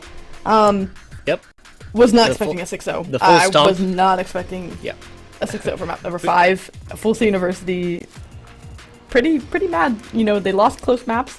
When they won, it was dominant, and yeah, they definitely wanted to show that they were the better team in that series. They could not put a stomping. And game number 5, I wish, you know, it was more exciting that there was something more we can flesh into, but it was just dominance out of the side of Full Sail, playing with, you know, swagger that we didn't see in map number 1, and yeah, showing that they are the better team. And hey, you're the new kids on the block, and you're gonna have to get your reps in just like everyone else. You're not quite gonna walk in and go 2-0. We're gonna put you in your place here, and they do just that. Exactly. Full Sail University, yeah, just a completely oppressive performance offensively for them on Search and Destroy. Defensive rounds looks like they could have gone either way, but 6-0 is all that you need to know about this previous one. Looking at the future, what's next right here? We'll have an interview coming up for you guys here in just a little bit. Let's try and recap a little bit. And of course, guys, after the interview and whatnot, we of course will kind of sign off and whatnot, because we will have our Valorant casters come on in here and do the third match of the day here for our NACE Starleague. So, if you are still a fan of first-person shooter action, even if that game may not be as good as Call of Duty Vanguard, I can't say it with a straight face. Guys, if you like some Valorant action, we'll have some after that. After the culmination of our interview here for Call of Duty Vanguard. Within our week number 2 of the season, week 3 within the NACE Star League. 230 to 250 across the first hard point. That was Baldwin Wallace University there in the first. 6-3 for Full Sail University on there in the second. 0-3 in the control. Gonna keep this one alive. 250-44. That was Baldwin University. Came through there, got so close, but was down to the wire there for the last couple of hard points, and still pulled victory from the jaws of defeat. It would all be for naught, unfortunately, when just one short game later, Full Sail University would do them dirty with a 6-0 win on the Search and Destroy right there. Crazy stuff. We usually have a couple replays and whatnot right there. We'll get those playing for you guys while we just kind of fill a little bit of time and try and get this interview gone forth and set up. Big standout plays, maybe outside of the second Search and Destroy here. Cash, anything? I mean, of course, for Baldwin Wallace, you really can't say Baldwin Wallace without bringing up Conva and just how Conva's impact on the map is felt through any mode.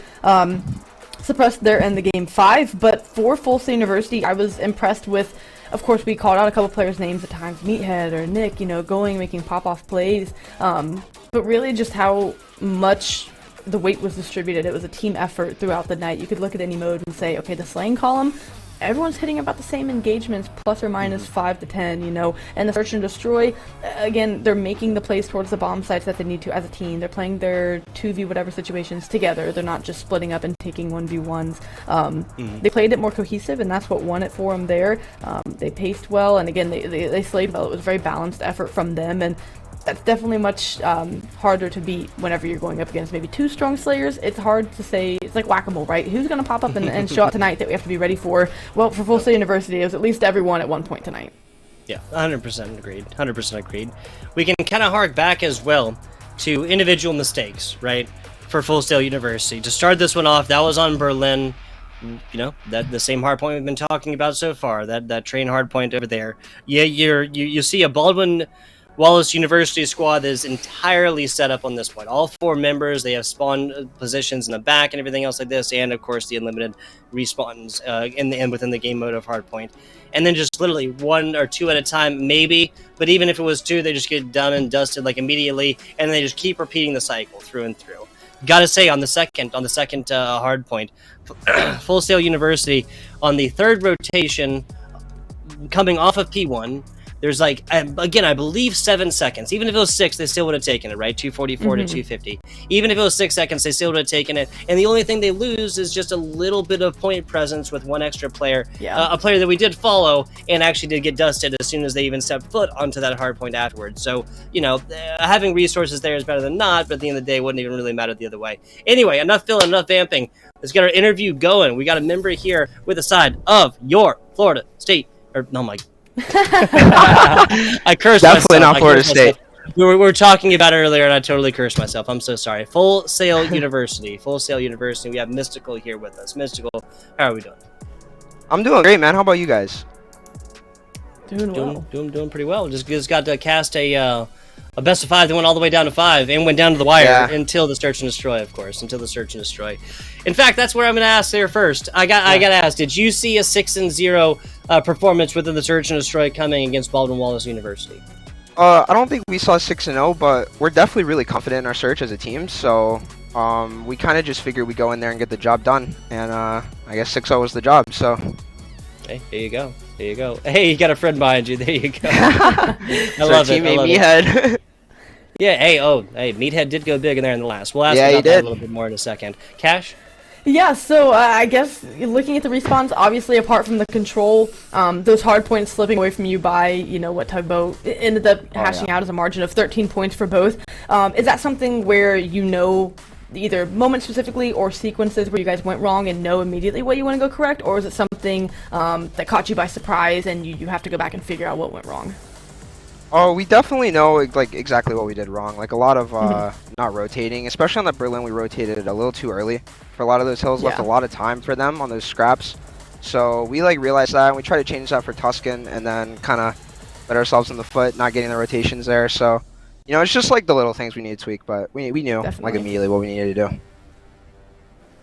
I like it. I like it. And we were talking about that. Cash and I were talking about that earlier. Like, even if you take a loss, if you haven't like learned something from it, then you have effectively like taken 2 losses or doubled up on your losses or whatever else. It sounds like you really got that figured out. I gotta say, looking at you right now, right? We're looking at 3 different jerseys. I believe that's a Penguins jersey over your left shoulder. Yeah, you got a Carolina Panthers. Bergeron. We got a Jeremy Shen. Okay, there you go. Yep. We got a Full Sail right here. The Full Sail Armada. Yes, that's what it was. That's what it was. Love it. Now, are you guys sitting in the Full Sail University like esports lab right now? I saw that you had your teammate next to you. You're obviously competing next to each other. No, so this is our house. So 3 of us live together. So it's me, Nick, and Meathead who live together. And sometimes we play from the facility. Sometimes we play from here. It just kind of like depends on the mood of the day. Gotcha. I like it. Like kind of the gamer house there within college. I'm assuming that helps a little bit with the connectivity, the partnership, getting to know your teammates a little bit better and playing better on the map. It does? Yeah, I'm sorry for interrupting you there. I'm so sorry. You're totally good, man. I interrupt people all the time. It's all good. Cash, your turn. Yeah, so one last question for you. Again, maybe I'll retire this question after this week, but I've really loved the answers I've been getting from the players. Of course, you're finishing up Vanguard. Yeah, I mean, MW2 beta drops tomorrow for PC and Xbox.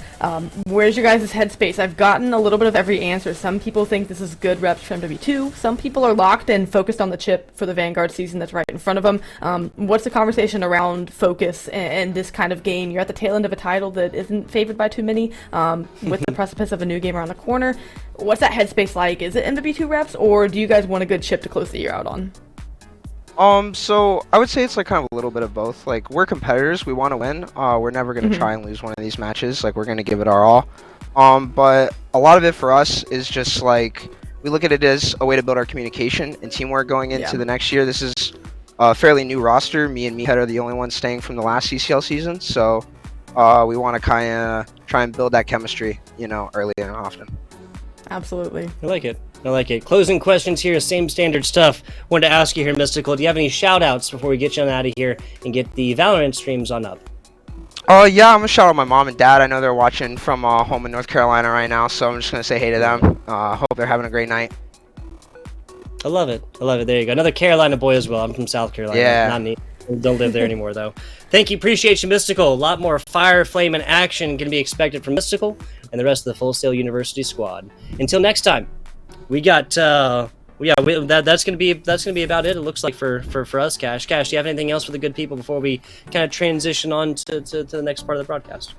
You know, I love being on the desk again. It was our first time working together. Of course, our mutual friend and Corn. You know, bridging the Corn gap goat. finally. But again, working with you tonight was a great time. I had a blast here. We got a 3-0. We got a game 5. I don't think there's much more you can ask for. And yeah, above all else, I had a blast. Exactly, and that is what is important. You know, it's cool for the teams to have, you know, awesome facilities. It's cool for the players to have a good time, but really the most important thing is that your casters enjoy what we're doing. No, really, everybody, I'm super glad to have been on here today. Next week, of course, you guys will have Seymour back. I want to give a huge shout out to the production guys, all the people behind the scenes, and not just production as well. Obviously, there's a lot of TOing to go involved. There's a lot of coordination stuff. Whenever I say production, I just mean all the behind the scenes people that you guys can't see, and I'm only saying that because I'm the one up here on Air Talent, right? Big shout out Corsair, Monster Energy, BetterHelp, fantastic mental health organization, Dunkin' Donuts. I've heard that America runs on Dunkin', and Mavix. Yes, that's Mavix, the esports chairs and whatnot. You can get one of those and level up your game. And of course, NACE Starleague wants to thank all of our sponsors, including Extra Life. You guys can head on over to extra-life.org for more information about how you can help change the future with games. I've been having a lot of fun with that one today here, guys. With that, though, I do believe we have reached my least favorite part of any broadcast, and that, of course, is the end. I'm FBI Tugboat. It's Cash Cast. I really hope that you guys have had a great time, and don't tune away, because, again, we'll have some Valorant action coming hot and spicy at you in just a little bit. Seymour the Goat back next week. For now, Tugboat signing off.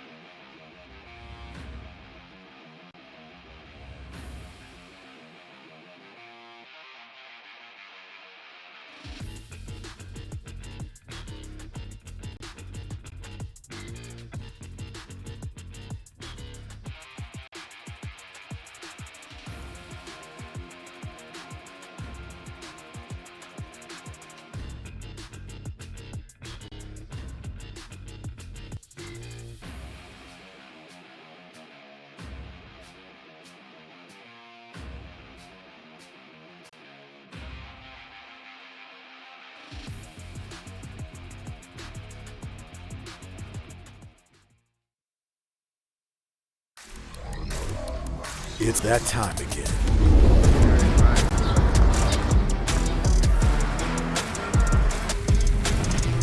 Welcome to the stage. Oh yeah.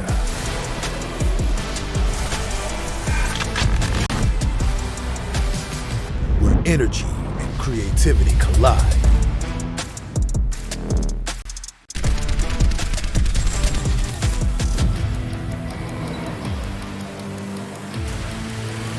Here we go. Let's level up. Make this something to remember.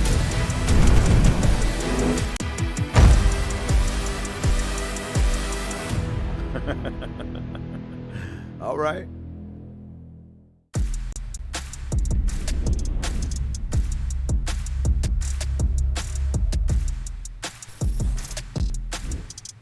Good evening or afternoon, depending on where you're based out here in this North American collegiate scene. It's the NACE Starleague fall season here in 2022, and we're kicking it off with the inaugural Valorant matchup today. We've been waiting for this. It's week 3, but it's day 1 for this Valorant action. I'm Los, joined by Vincent. And Vincent, what's going on in your mind right now?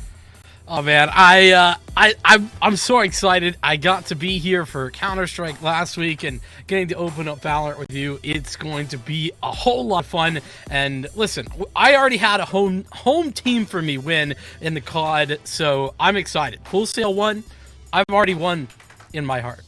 Yeah, no, that was a crazy win in the end, but we have to talk about this new matchup. It's Ontario Tech University Royal going up against University of Wisconsin Stout and the Blue Devils roster. So I don't have a horse in this race. Nobody's representing New York. I guess Ontario's a little bit closer than Wisconsin, but you know, it's all good. But this is just the beginning of this season. So there is a very long road to go through. Not to say it's going to be arduous, but it will be challenging and it will be exciting to see all of these different events, all of these different moves that the teams will have to get to just make it up to playoffs and eventually the grand finals.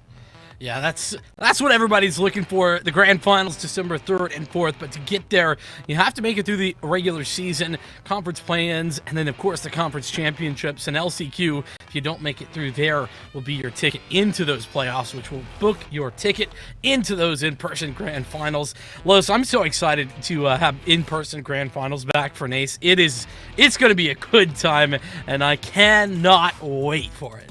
Oh, yeah. I would like to be. I wasn't around when there was an in-person NACE Starleague Grand Finals. Ooh. I'm a newbie. I'm a pretty fresh face, except for some folks who were sticking around for the Overwatch last year. But now we're running it up with the new title, and if we're looking at that LAN championships, I mean, you can see the prizing right below me. That's some nice scholarship money to take home and put it towards your education, right? Save it for a rainy, because that's what it is all about at the end of the day, right, Vincent? It's about learning. It's learning. That's exactly right. Well, maybe you can learn about one of our amazing sponsors, for example, Extra Life, Liz. Yeah, no, of course. NACE Starleague wants to thank all of our sponsors, including Extra Life, and make sure you head to extralife.org for more information on how you can help change the future with games. So thank you so much, Extra Life. But we have to thank these two teams and kind of look toward these two teams that are coming up, because I want to know what is going through the heads of these squads, because you did a little bit of digging in. I think you pulled out some amazing information. I don't want to steal it from you, but I'm going to do it. It's okay. One very interesting point. Actually, you can say the other tidbit for yourself. So within this squad, it's D Young and Sammy. Those are two players who kind of share the IGL situation, whereas Sammy is the one who calls the plays before the round, and D Young, if there's a new situation and they need to get it popping in a new formation, he's the one who gets it done.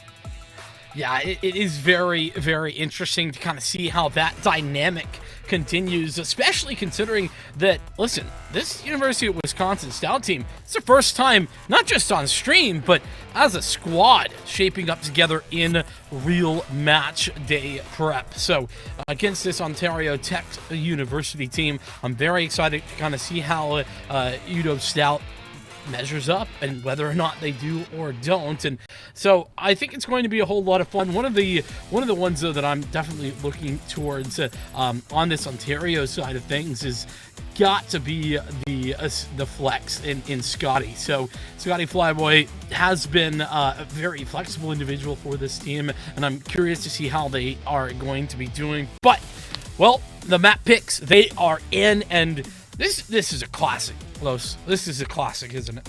Yeah, this is the Valorant special pre-Icebox. Pre-Icebox, before that was introduced. This is what you would see in the competitive scene the second this game came out. Not because there weren't many maps out in the game. Split was still an option, but these were just the favored ones. Listen, Split is in the dark ages now, okay? Back in the before times, before Pearl was a thing. Yeah, we don't talk about that. The Riot Secret Police will come and take you away. You mentioned Split. You'll end up in the same band room.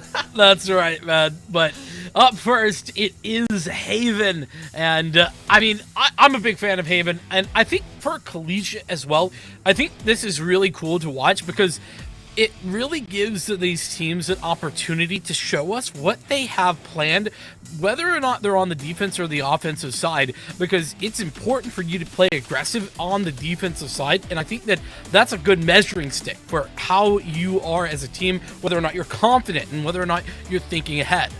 Yeah, and it's a good opportunity for them to just see what fundamentals that they have in place, especially when it comes to looking down either A or C long. Can you take those duels? Are you able to effectively win a simple angle hold?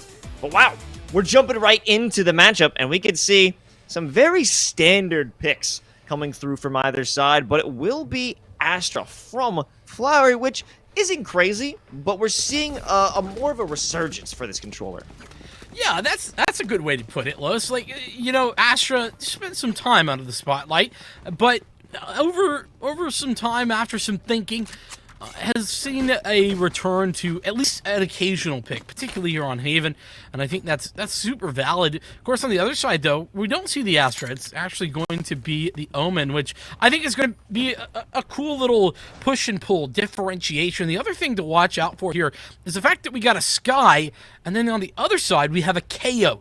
Two very similar initiators, but very different in the way their flashes work. One a little bit more static, that's the KO, whereas you are able to get those birds out into the open with the Sky. Oh, are we talking about aggression on the defense? Oh my god! Sammy with a 3K within 5 seconds of the round beginning. I said this would be a tone setter. Well, I'd say the tone has been set, Los. It is death. Death for Ontario Tech University. This Flowery is the only one to pick up a single kill there. Sammy with a ridiculous 4K. And that's just got to be the ego boost of a lifetime. Way to start off this series. Again, this is their debut. First round, first game as a team, and Sammy certainly asserting the dominance with this one. Well, and, you know, we mentioned Sammy making some of those pre-round calls. Well, that call worked out swimmingly, especially for himself. But, well, as we get down to it, it looks like Ontario Tech are going to be limiting their investments here. And just a couple of upgrades to the pistol department. And, in fact, not a whole lot of those either. You see that Nurture, one of the duelists and a heavy hitter for this roster, does have the Sheriff in hand. And no one there to meet them. Do have the trademark. That's going to be it. It'll be dealt with handily. And there's the signal. Time to make a move. What, they're playing the situation of simple retake. Or maybe not. They're rushing up into A-Link and finding success. However, Pajuxi able to take down two before they fall. D-Young with another. And it's left Saint all alone in the 1v2, but it's very winnable. Yeah, this is definitely a little bit terrifying. If you're University of Wisconsin, Saint playing with the aggression, missed all the shots, and D-Young's going to take advantage of those missed shots, despite going down to just 9 HP. He's going to come away with the victory, but considering the investment there, Los, I think Ontario Tech, they got to be loving what they just found. Not only did they get the spike down, but they got 3 kills, and all they invested was a couple of bullets in the Headhunter, a single Sheriff, and otherwise just classics. Yeah, no, that was actually a pretty solid takedown of the economy for Wisconsin. Still come out with the win, but this bonus is not much of a bonus at all. It doesn't feel like a prize is held here by the defenders. Full rifle buy from the attackers. Ontario Tech looking to take their first round right here. Shutting them down.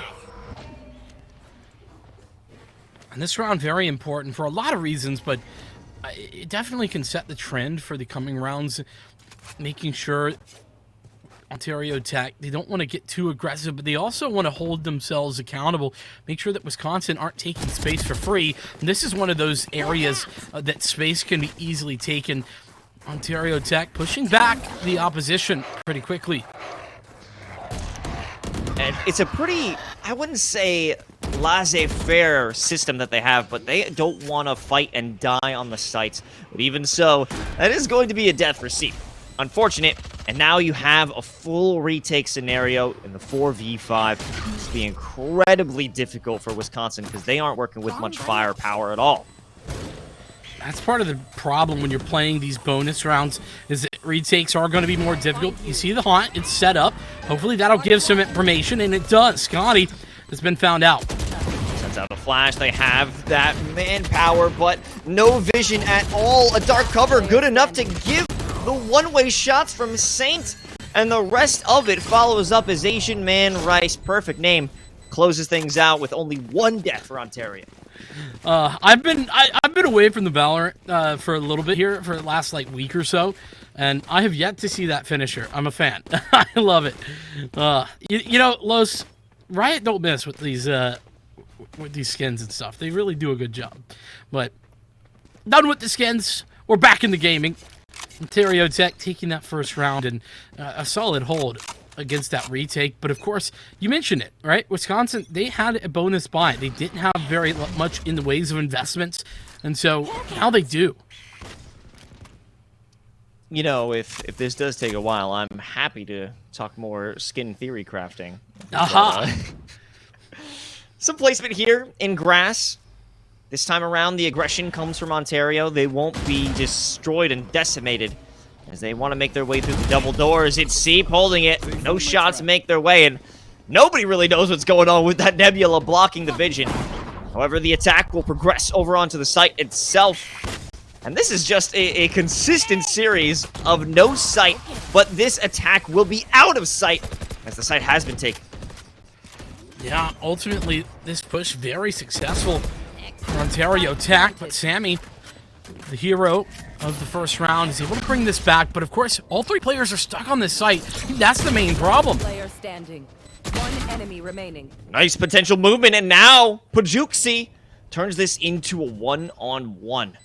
Maybe Stars just a gravity well to Has a haunt. play the Sorry, that's a play. seize. Well, they know. Pajuxi has to know, but there isn't much time left. Flowery with the slow peek, and it ends just how we thought it would. An impossible situation, fight or defuse. They chose wrong. 2-2. I mean, that's precisely what Ontario were looking to do, right? They lost the pistol round, sure. Sammy makes a really solid play. It's not something you can really counteract, at least not initially. But I think University of Wisconsin now are actually playing relatively passive after that, and they've been punished for it twice now.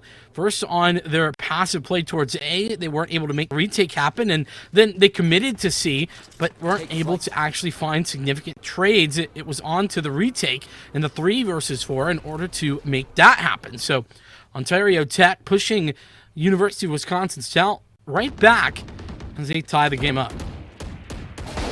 Looking to get very aggressive. Sammy won't have that same success. Or maybe they will with the paint shells. Not enough to find a kill. Some damage done. Nurture, thankfully healed by their teammate. They can continue to progress onto A site. Will be delivered. Will be given over for free. There isn't much in terms of the retake. It's almost like that bonus round. Just a few attacks ago. The Seeker's committed there just to confirm that nobody is home. And this setup is going to be solid. If you look at this, on the backside, Saint has the Hunter's Fury ready to go. The null command is all that's available for this retake. That's a great haunt. So much information given. Brazy able to capitalize on it. But will anyone else have the chance? Maybe a moment as D Young evens the field in that initial gunfight. But there was no chance, jumping with a shrouded step right into hell, as Brazy won't be able to clutch that one out. Taking the lead for Ontario in exactly this fashion that we have been seeing early on in this game. And as everybody starts to heat up a little bit, we see more of these ultimates coming online. I start to ask some questions, right? Like, where are we going to see them utilized? We've already had Sammy sitting on this Raze ultimate just a moment longer than I think I would have liked. Maybe get aggressive there, try to find something with it, but that's not going to happen, at least not right now. Hunter's Fury utilized. However, does not make any connection. Perhaps one onto Breezy. That is about it, with the majority of the force making their way toward A. You could have some resistance, some help from D Young rotating through spawn. And now with this Cosmic Divide, it just makes things a bit more complicated. Nightfall comes through, but the information doesn't work out when you're in the 1v5. D Young not even close. Not willing to risk walking right through that purple wall. Yeah, a little bit of an overcommitment there from Bajotsi. No need to be taking that so aggressively, especially when you're on your lonesome. The null command is prepped, and here comes the blind in order to try and buy the space and time. Oh! Wow. Quick succession and a flurry of kills from Ontario Tech. A flawless round, but that last moment, that made it seem like a real flawless round. So succinct, so in sync. Ontario Tech are going in 4 right now. And you know what the worst news there is, right? The Nightfall was used early. Information was gathered with the from the shadows, and the showstopper got pulled at the very last moment there as well. None of them found any sort of value other than the from the shadows, and well, that's a little difficult to have consistency with anyway. We're seeing some aggression this time, but it's without any rifles to back it up. Ontario Tech dispatches the pistols with ease, and it's down to 3 already. Oh, Seep called out. Will be handled. One enemy remaining. And this is just another round that will swiftly go to Ontario Tech. Perhaps Breezy, that little triple shot, might be able to cheese something out, but they already know. Especially with those blind shots into the garage window, they have to have some understanding or just a command, a great game sense to realize that he may be lurking in the shadows. Well, Spike planted. certainly is being watched. The Nebula gone, and despite the headshot, Asian Man Rice is going to find the kill. And it's 5 consecutive rounds, the last 2 of which have been fully flawless in fashion. Everything's starting to shape up for Ontario Tech University, and that is definitely something that I don't know that I fully expected here, especially considering that this is University of Wisconsin South's pick. Well, it does take some time to potentially get in the rhythm. And I think we've learned through many different casts that you're going to lose your pick, right? It does seem like an unfortunately very consistent thing that we see. But you know what? One time we'll see the pick go their way, you know? Well, no picks to be earned at this moment. As a dark cover and the fragment will deny entry into B site.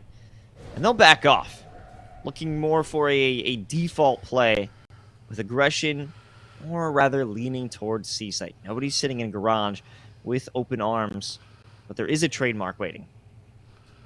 UW Stout looking to try and hold back the onslaught towards the C site. That's where this push is coming. If you look at the minimap, there's only one player actually committed. The Trailblazer can give a little bit of information and see Looking rendezvous away, will do just that. Doesn't even commit to take the shot, which is maybe a little bit disappointing considering the firepower that's available with this tour de force. But it's a 5v5 retake, and a tour de force available there on the other side. Never mind. H-Man Rice is out. However, holding it down in the garage, it's Scott Flyboy, but they will be flanked. Pincer maneuver, leaving the last two members of UW Stout to get this retake popping from garage. Boombot doesn't get any information. At least know there's an enemy on the site. But now it's go time. Saint waiting around the corner, and they're good for both of them. Yeah, and listen, I'm being a little picky here, by the way, but would have loved to see Sammy, like, commit that Boombot to, like, a different angle, right? Like, try to clear out the left side, either close left there or even close right. Just try to clear something. Instead, throwing it straight down, yes, you are aware of where it gets shot from to a certain extent, but there's a lot of angles that could be, and it's not as effective. And I think that's just one small thing in a larger group that has given this Ontario Tech squad a 6-round run. Nice little dart there, but no one will be spotted. But that's information enough. Yet a very aggressive Sammy will not find the fruits of their labor. They're taken down. No problem. It is another save round. They do have just some upgraded pistols. So what we can expect is that Ontario Tech will take it. Unless Seep has something to say about it with the Marshal. Well, he certainly did have something to say, but his reign over at C was short-lived. In the middle of the, Last player standing. Okay, well, Spike planted. Dion trying to do what he can, but once again, it's falling flat. And it isn't flawless this time, but Asian Man Rice is going to pick up the triple kill, and Ontario Tech, they have just been walking all over UW Stout right now, and they haven't even really had to use these ultimates very often. Like, yeah, they used that Cosmic Divide back in one of those A hits. They used they used a couple of their ultimates, but it wasn't needed. Like, it didn't have that much impact, and I feel like that kind of goes to show how dominant the gunfights have been. Yeah. Wisconsin isn't making these gunfights. They're not struggles. It seems to be a very breezy situation. Sammy trying to repeat, seeing if lightning won't strike a second time. They will get caught, and they have to back off. Some information known. At least they could feel a bit of aggression, but the cabbages come out, and they show there's a double stack up onto C site, and maybe a commitment won't be made because the rotation is here, leaving A completely open, unless you look at long, because Breezy was there for one, but that's about it. I mean, I really love what Breezy was doing there. Getting aggressive was the right call, the right decision. The young, unfortunately, leaving themselves open to nurture in towards middle, but it's a trade, and it means a 2v2 ensues with Seep on the operator. Very winnable. Yeah. Very close call there for both of these players. No one walks away. Nary a Last smash. player standing. But there's Sammy! Spike down mid. Must have heard, or at least had that sense to check mid. Spikes down, all up to Saint to win this 1v2 in 30 seconds. But it can be earned. There is time to move to A, but that won't be the case. B has to be the plan. Saint looking to continue this run. 7 rounds in a row. Could be 8 here. Only 10 seconds remain on this clock, but the spike should be able to go down relatively easy. Recon for bullet. it. Oh, gets off of the spike as well, but Sammy still hits the shot. UW Stout, they finally answered, and it took them 7 rounds, but they have made it back to winning ways. And many of those kills came off of holding a good angle or playing together and earning themselves a trade. So I guess sticking together might be the new move that UW has to take going forward. But Seep in a crucial position with that operator. I don't think anyone is expecting him to play this close and hold this mid window. But grass is going to be a threat as well. Let's play.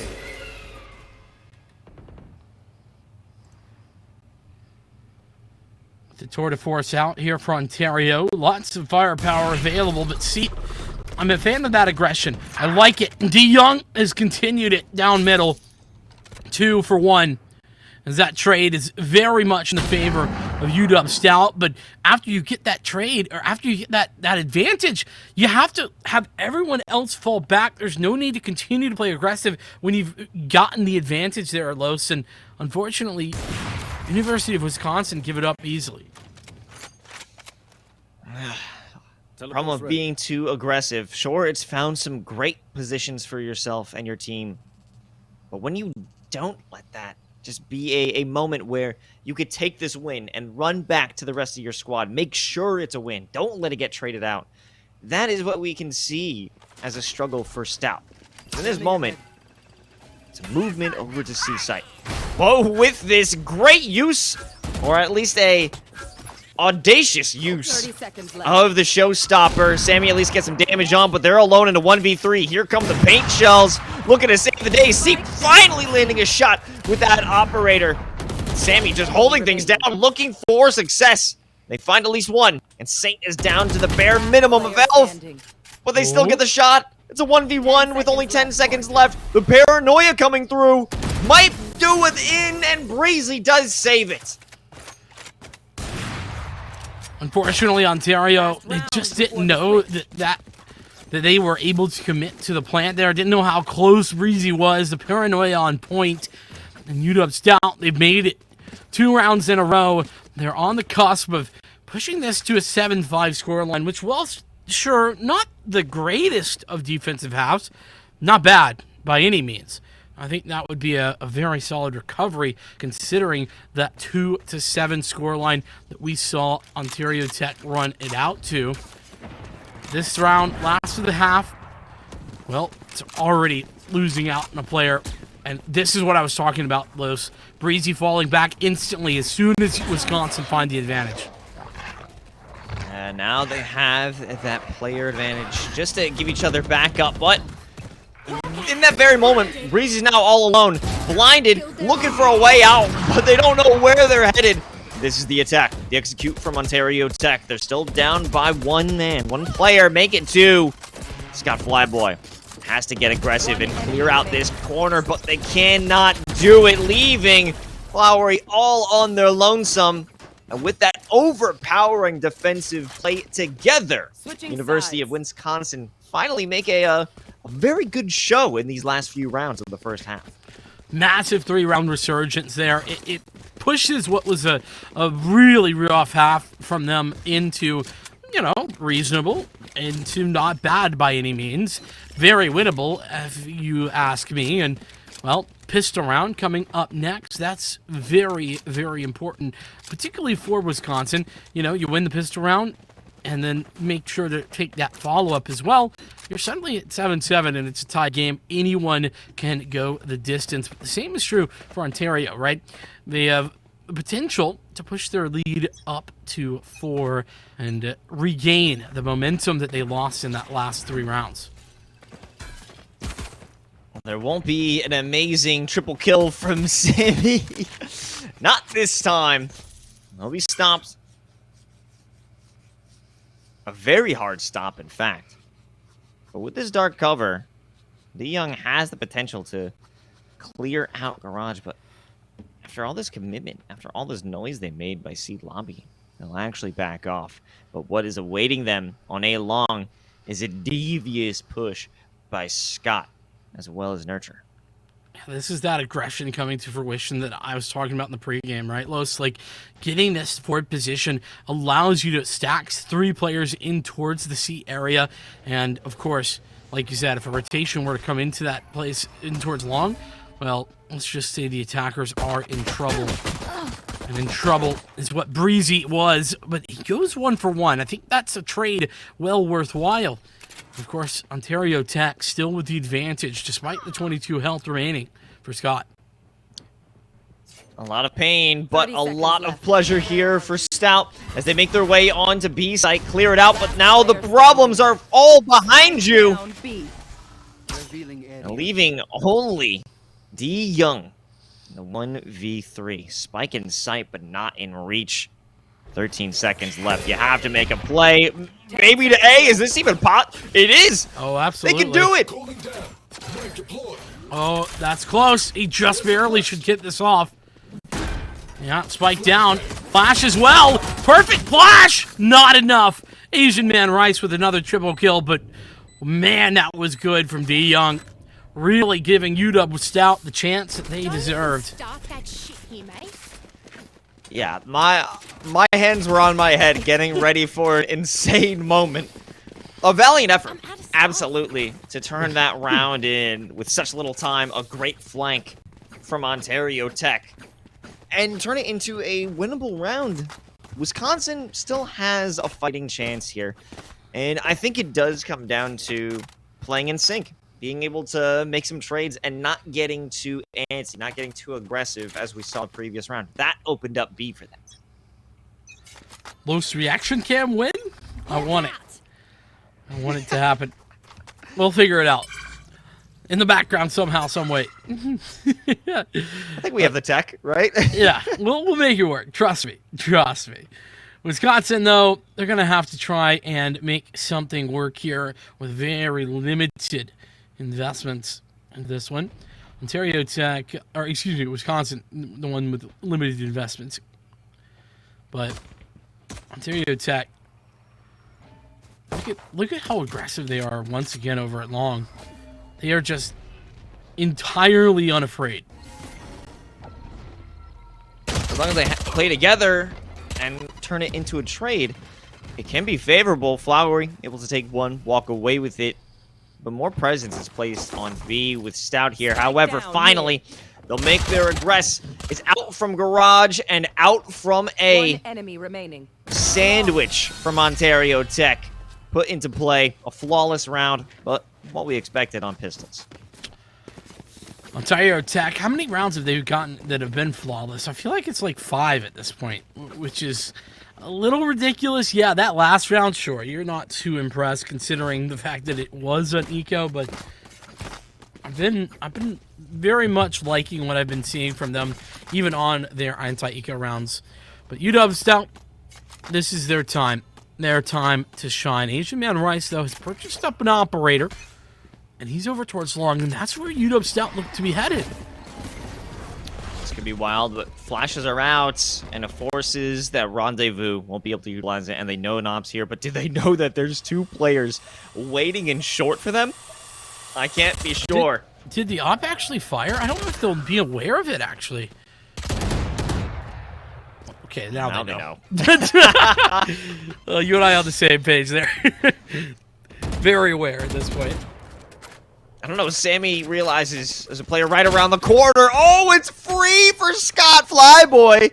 And on a stinger, no less. Have the option to press their advantage, press their luck even. Upgrade that to a rifle. With a long-range play, I don't know. Flower even found the lurk fragger playing out of bounds. UW with Stout. Now, I mean, I could make an argument for the save, to be honest, Los. I know that seems maybe a little bit ridiculous, but 40 seconds, not a lot of money, and Ontario Tech, you know, barring something crazy, they're going to have double digits here. Every little bit of economy counts right now for University of Wisconsin. Save, not a bad call for Stout, but what about Ontario Tech? I don't think they're looking for a save play here.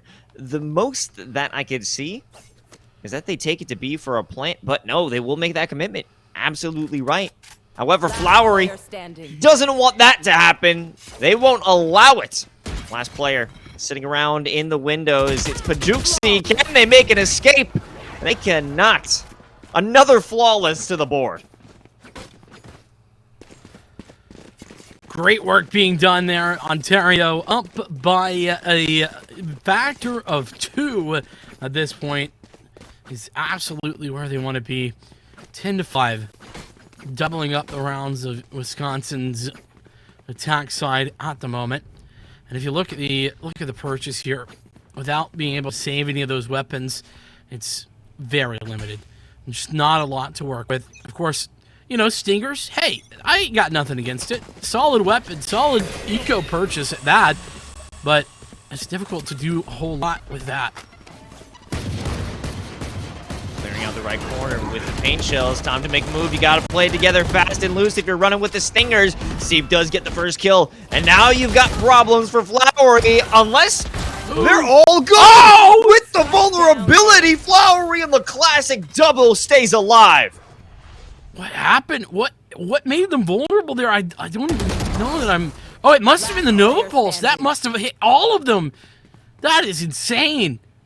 Everyone vulnerable and everyone down. Flowery standing tall and standing with their head held high. The Astra, the controller, doing the hard yards, and you rarely see that, Los. You're a controller player, you are in one of the toughest roles, particularly as an Astra. To be able to pull off the fragging power that we've seen here from Flowery is incredibly impressive. That's one of those moments where hope to get one and then you die, but not Flowery, not here, and such a close range utility, proving to give reason why Astra should be in this game in the first place. Oh my lord, I'm enjoying the triple stacks that we're seeing from Ontario Tech. Not wacky, but very unpredictable. Well, let's talk about why they can do that, right? It's because of this aggression towards long. Flowery, there once again. 3 kills for Flowery! Are you kidding me? Just stands tall, holds against an entire onslaught of UW Stout players. Now the hunt begins. All alone for Wisconsin. Young.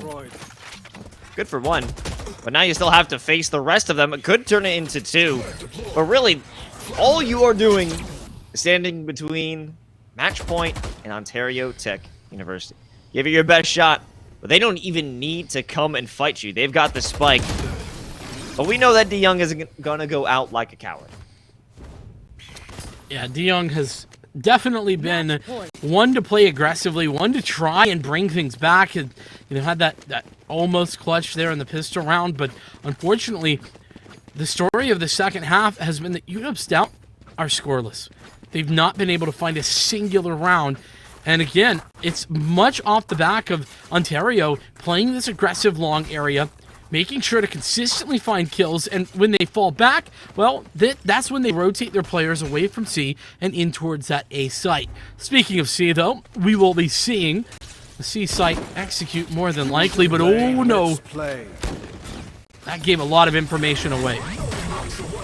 Well, now they're about to take some of their own, starting off with the no command, no ability to get that utility out. Saint still good for one before they fall, and even Flowery. It does cost them quite a bit, but it's an even game, and they get the spike down onto C. Spike planted. 3v3 though.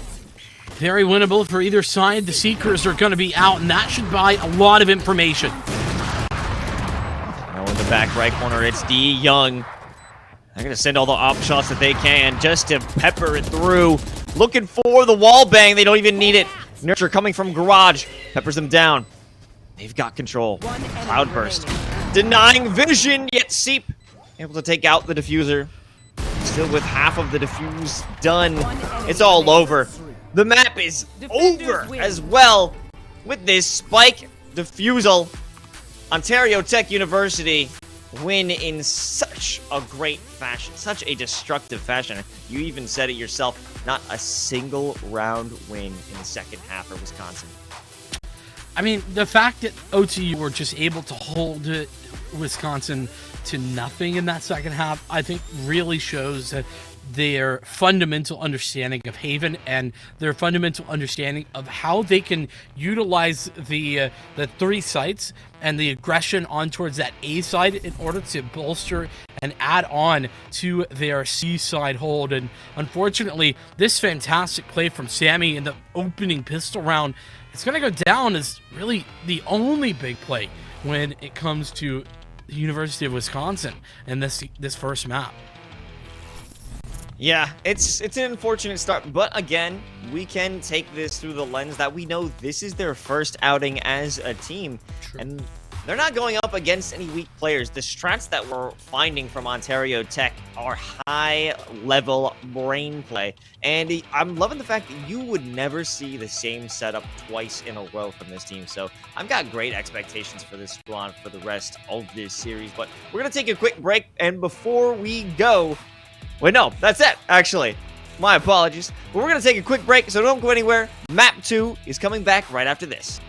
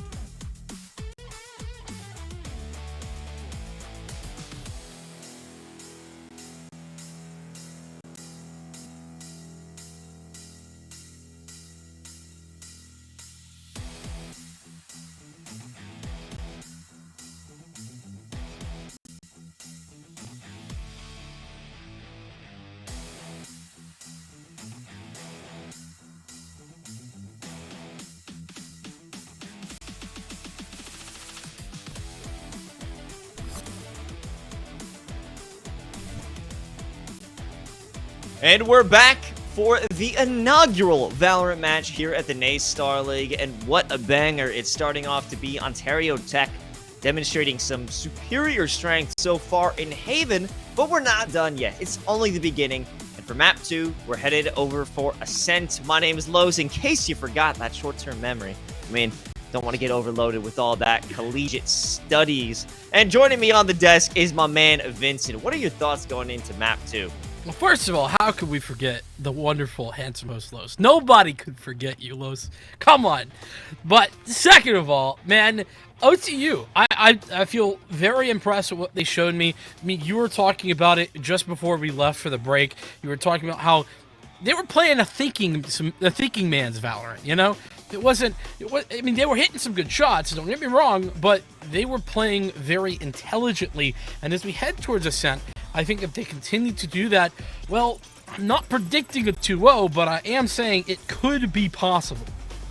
No, it's on the table. Absolutely. And now that there's a lot less avenues that can be cut off, that can be used with aggression from Ontario Tech, I'm wondering what the defensive strategy will be going forward, because you saw so many times the players, I believe it was specifically Nurture and Scott Flyboy, taking those aggressive Oh, yeah. plays all the way up A long, cutting it off completely. But now I'm wondering, how is this going to change? Because this is Ontario Tech's map. They have to have their best plays reserved for their picks. So I'm just curious, and I can't wait to get things popping. Well, I cannot wait either, and we're right into the agent select, but you might notice something has changed, Los. A little bit of a difference. It's Rec Point in here for Seep, who was playing on the Chamber last map. And I gotta keep it real. I think that change could be a good one. I feel like Seep had some good moments, had some little bit rougher moments as well.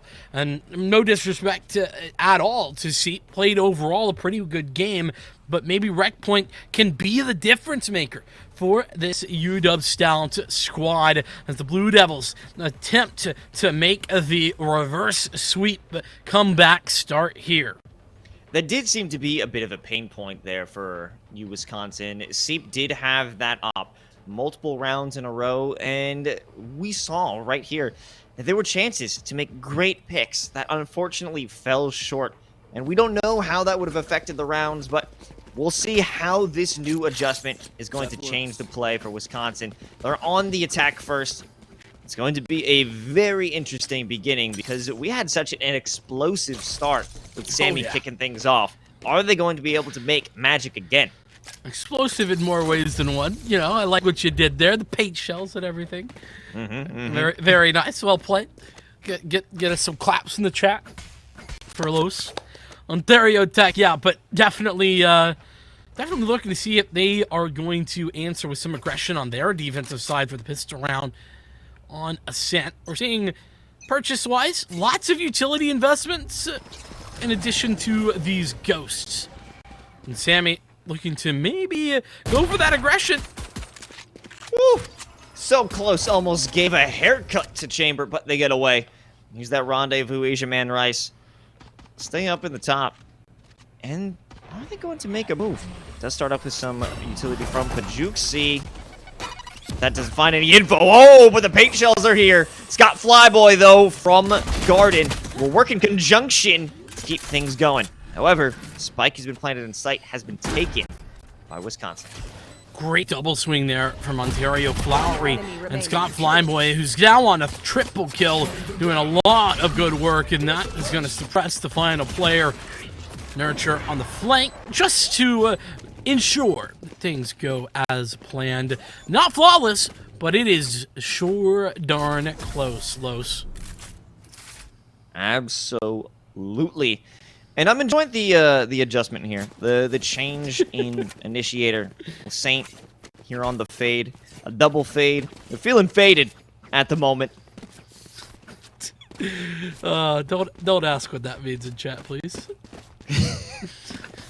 Anyways, round 2, right? A force coming through from Ontario Tech. Asia Man Rice, though, not opting to buy that Spectre. Most likely looking to beef up that economy and shoot for an potentially round 3. It's gonna be a big ask, though. Yeah, that's what I call swinging for the fences. You know, gotta go for the big shots. If you don't take them, well, you can't win. Ontario Tech, though, hopefully they'll be able to close out this round pretty easily. And I say hopefully because, well, if they are a little loose with their swings, this Headhunter that Rec Point has poised and ready could absolutely be effective at dissuading one or two heads from shoulders. A similar play that we saw from the previous map. There's a lot of waiting, allowing the push to occur, and at least giving up mid. That's a standard one, not exactly the retake scenario, but now we have a lot more presence. It's a rush up to mid. You had the dark cover blocking the back, but what's the move? It's to funnel through Marketplace, and that's going to be a bit of an issue because the aggression from Ontario Tech will leave you in a pinch. Crazy with that opening pick. Flowery, fortunately, has stalled out that play for just a moment, but like I said, Rec Point very willing to dispatch with heads and remove them from shoulders. Nurture is good for a double kill. That has bailed this round out. Ontario Tech take it, but it was not easy considering the investments. I think UW Stout looking good. This ascent may not be as dominant. Only time will tell, and passing back and forth. Not sure who they want to give that extra orb to, but I can tell you that there will not be an op purchase going into this round. I was curious for a moment. I was like, wait a minute, is there going to be Money check? But no, not enough money. Not enough money on the table.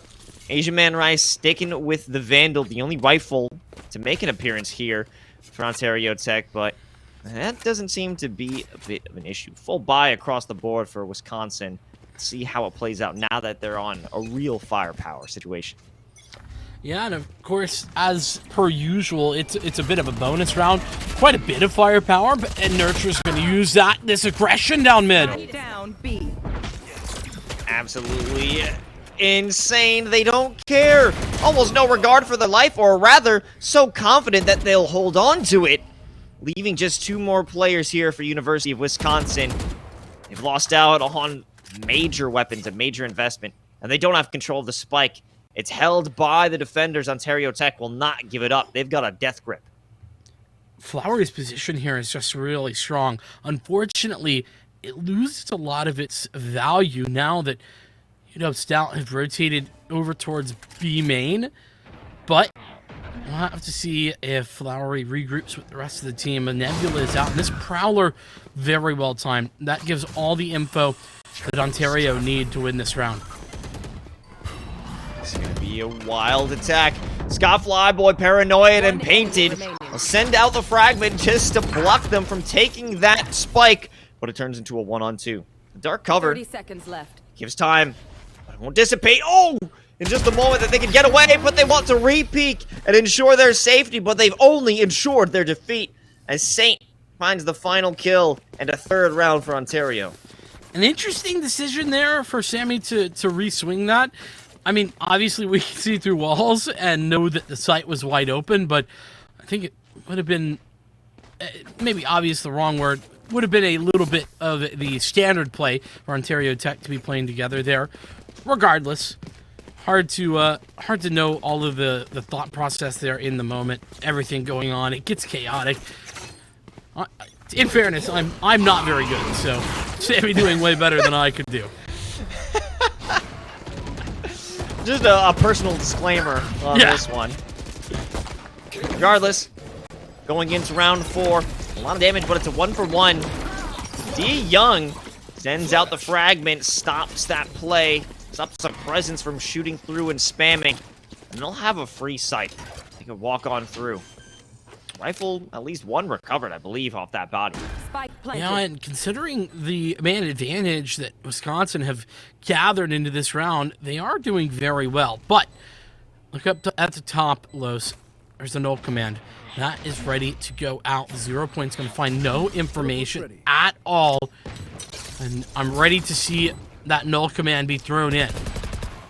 All depended on if Breakpoint could make a difference, but they won't be able to. The pinch is here, and eventually, ultimately, they will lose their stranglehold onto the B site, Ontario Tech, with another round. But we're looking at more viable rounds here for University of Wisconsin, making the best of a bad situation. I appreciate Asian Man Rice's flair for the dramatic there. I just want it to be known. But yeah, I mean, I was a little surprised not to see the null command invested. I was hyping it up because it seemed like the obvious decision. But to be fair, Scott Flyboy was like, "Don't worry, I'll just shoot them in the head, Los. Who needs to press your ultimate button when you have guns and they kill people? That's crazy." Crazy how fragile these lives are. Really makes you think, Vincent. Ugh. But Ontario Tech feeling fragile now as their strong egos have sent them into tiles once again, but they won't be successful. It will cost them, only taking 1 down, an unfavorable trade as they lose 2 and open up the possibilities for anywhere that Wisconsin wants to go. Did you notice there was like a checkerboard there with the with all the information from the Nightfall?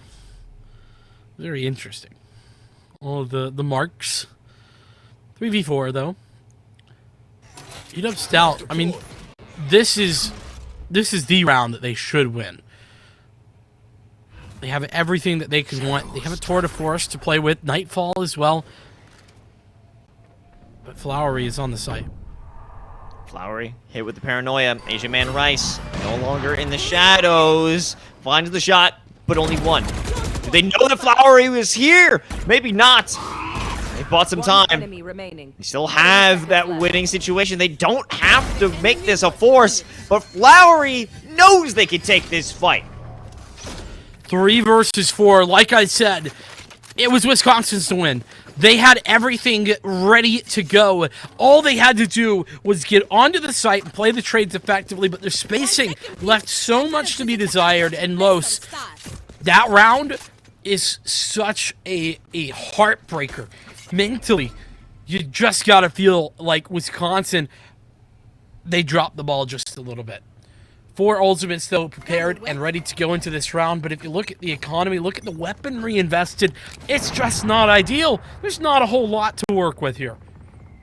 I mean, they could make the showstopper happen. However, Nurture just hammering home the fact that Ontario Tech can get aggressive, and there's nothing that Wisconsin can do about it. At least capitalize on it. Ooh, nice anticipation there from Sammy. Unfortunately, it's a missed shot, nonetheless.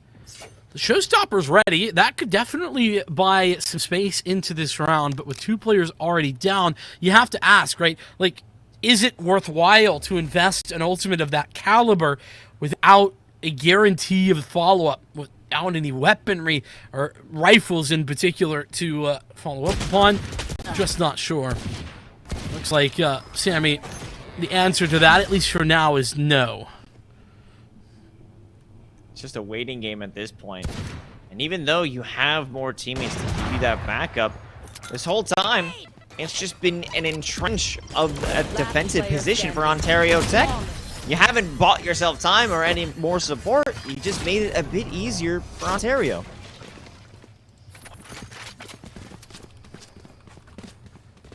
Six to nothing.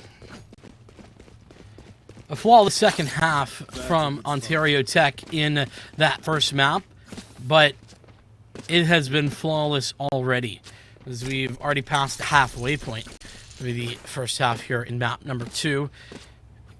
5 ultimates, one of which has already been pulled the trigger on. That's the Tour de Force, and it's looking like a very one-dimensional play, but that might not matter considering the investment here.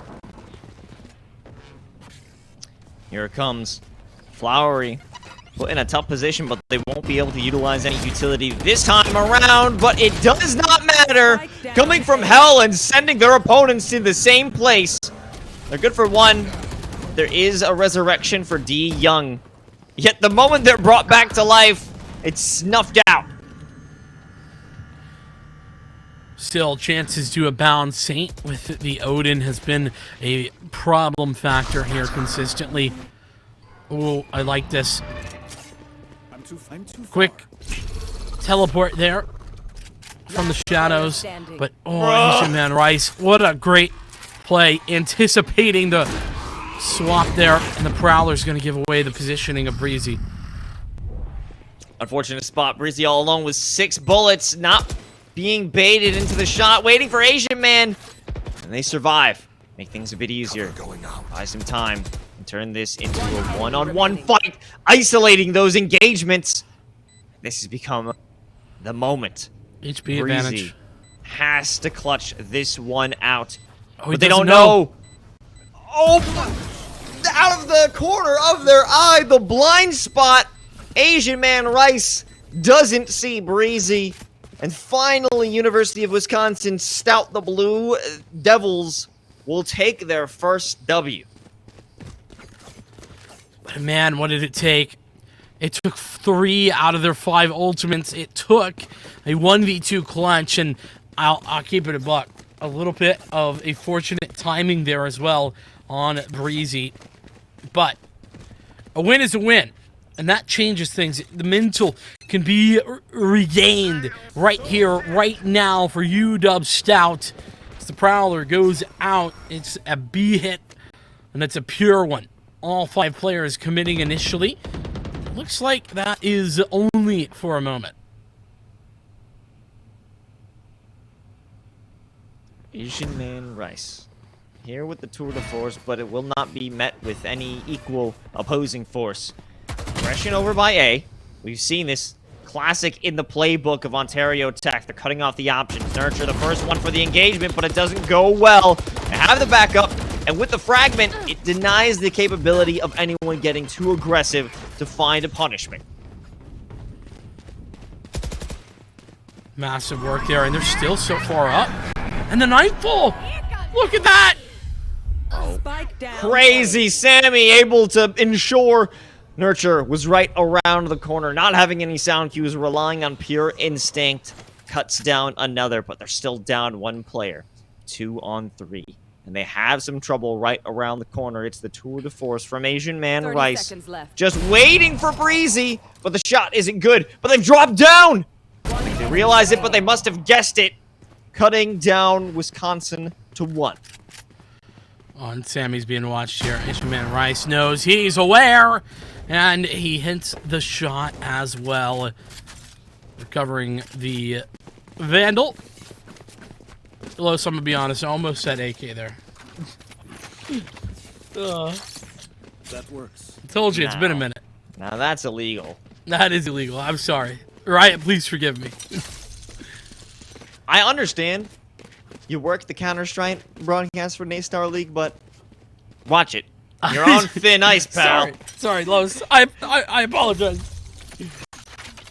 Oh, here comes the op. Asian Man Rice putting it to good use in the last round and looking to do that here and now, but look at where this Omen is poised and ready. A dangerous position to jump out at any time. Valorant is absolutely a horror game. I mean, if Asian Man Rice can't hit him with the flick of the wrist, this could be a gold mine for Breezy. But no, they'll play it safe. So playing safe, Scott Flyboy lose their life, and in quick succession, ooh, all 3 go down for University of Wisconsin. Nurture. Make it 4.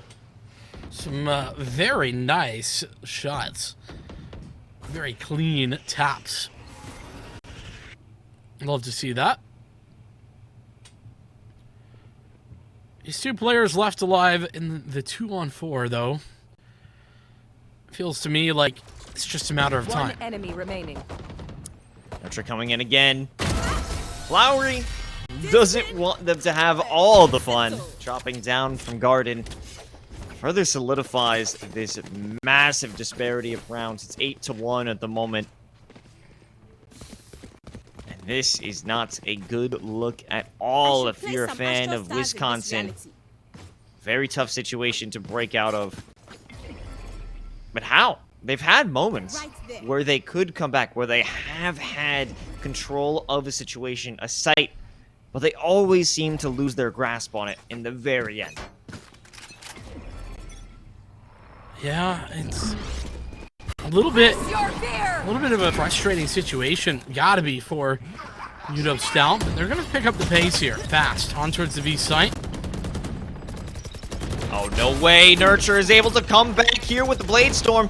Only managed to find 1 kill, but it's been a pinch, and there is no escape for Wisconsin. Make it at 9 now. This is a slaughter.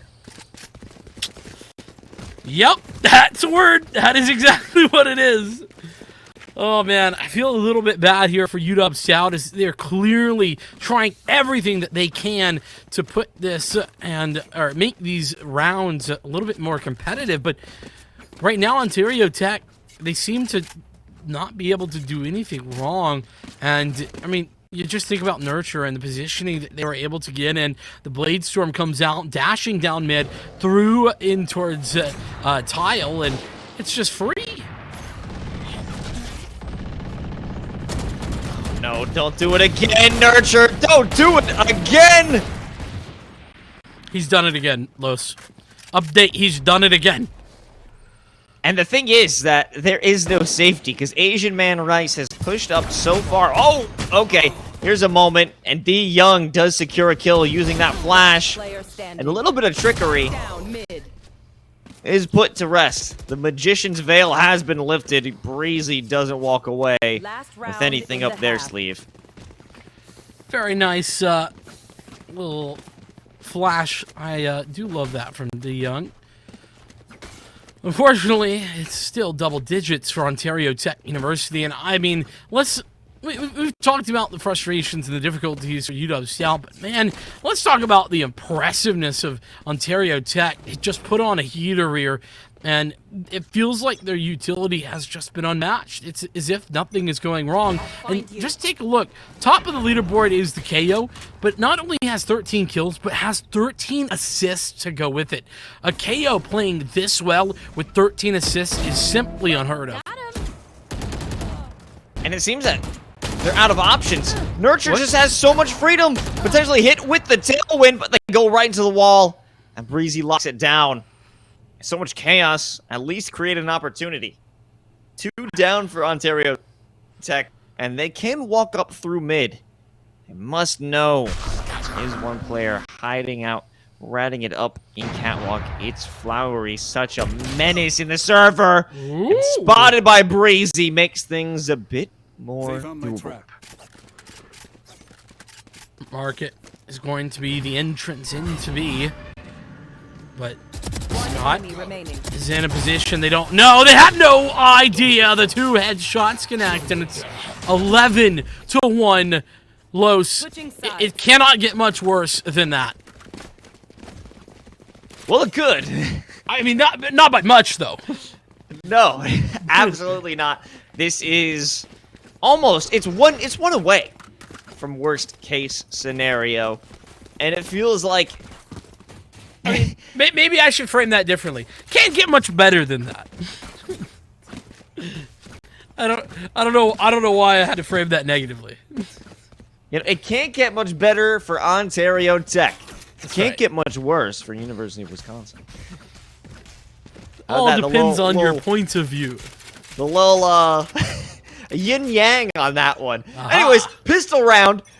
Pretty much going to decide the fate of this series. If Ontario Tech take it, they might as well take the second with that force. Haven't seen anything otherwise. It's an aggressive play up through mid. The flash coming out from Young, but it doesn't work. It's still a major push through Nurture. Not even going to realize that they passed up Breezy. But with this shrouded step, they're just playing mind games this time. Player standing. Unfortunately, the One aim enemy game through the remaining. smoke Spike down. isn't won. Now it's a one-on-one. On for the ace. 4 bullets. That's all that's left in the chamber, but that's all that's needed for Scott Flyboy. 12-1 Ontario Tech University Point. pushing to the limit.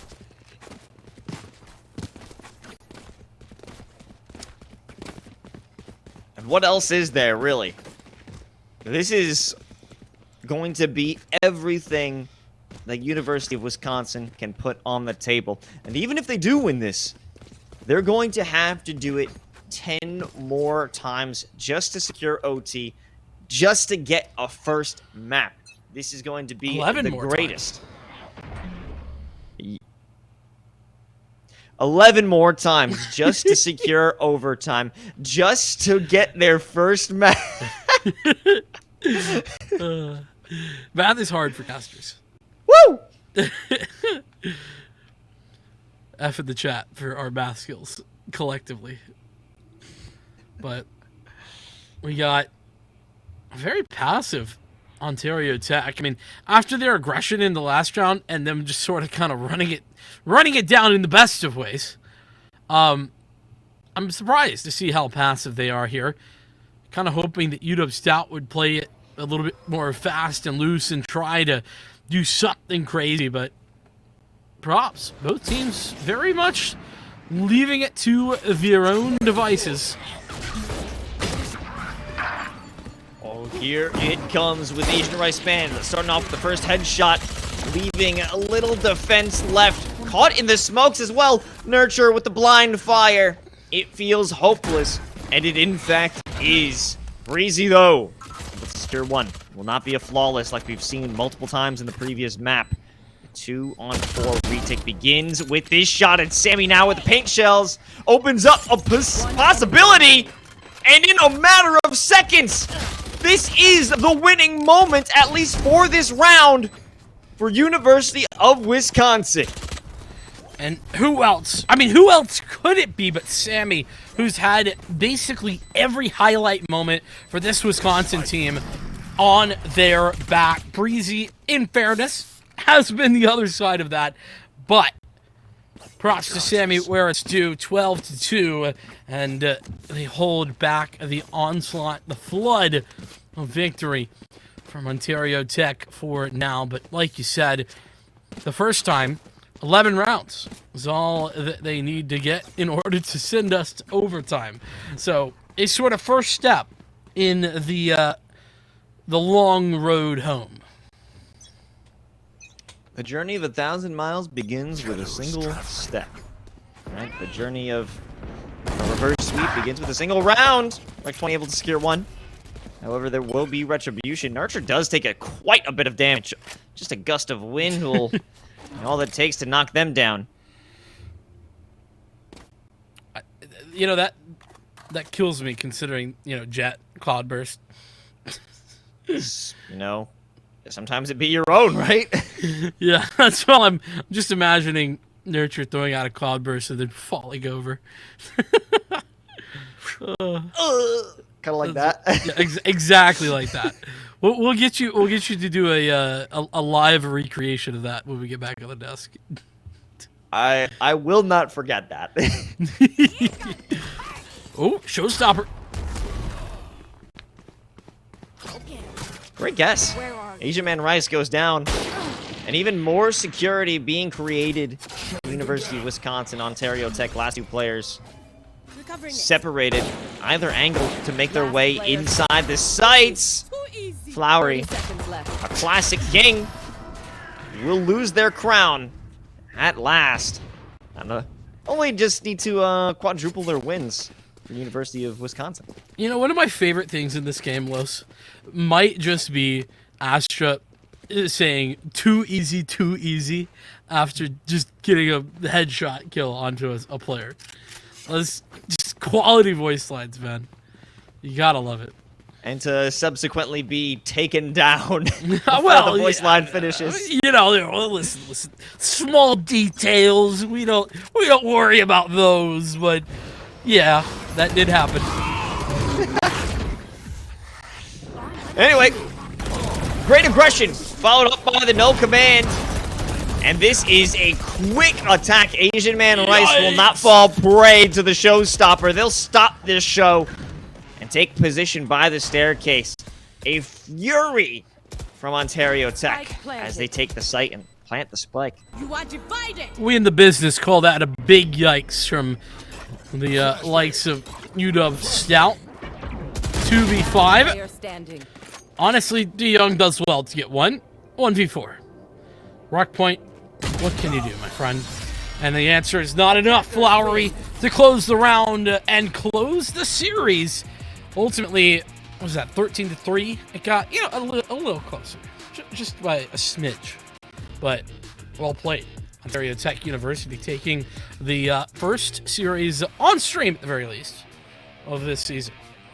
Yeah, it certainly was a statement. There was a bit more competition, a competitive matchup when we were back on Haven, but once we got to Ascent, there was no contest. Ontario Tech proving that they're the superior team, at least for today, because as we said, we have to take in the context of this matchup. It's the first official match for University of Wisconsin Stout, so they're going up against a well-organized, well-coordinated team, and it went as well as you would expect. So I'm expecting a bright future for this squad. They showed some promise in good moments, but at the end of the day, Ontario stole the day. Listen, they're here in Varsity Premier. You know, it's not nothing. Absolutely not.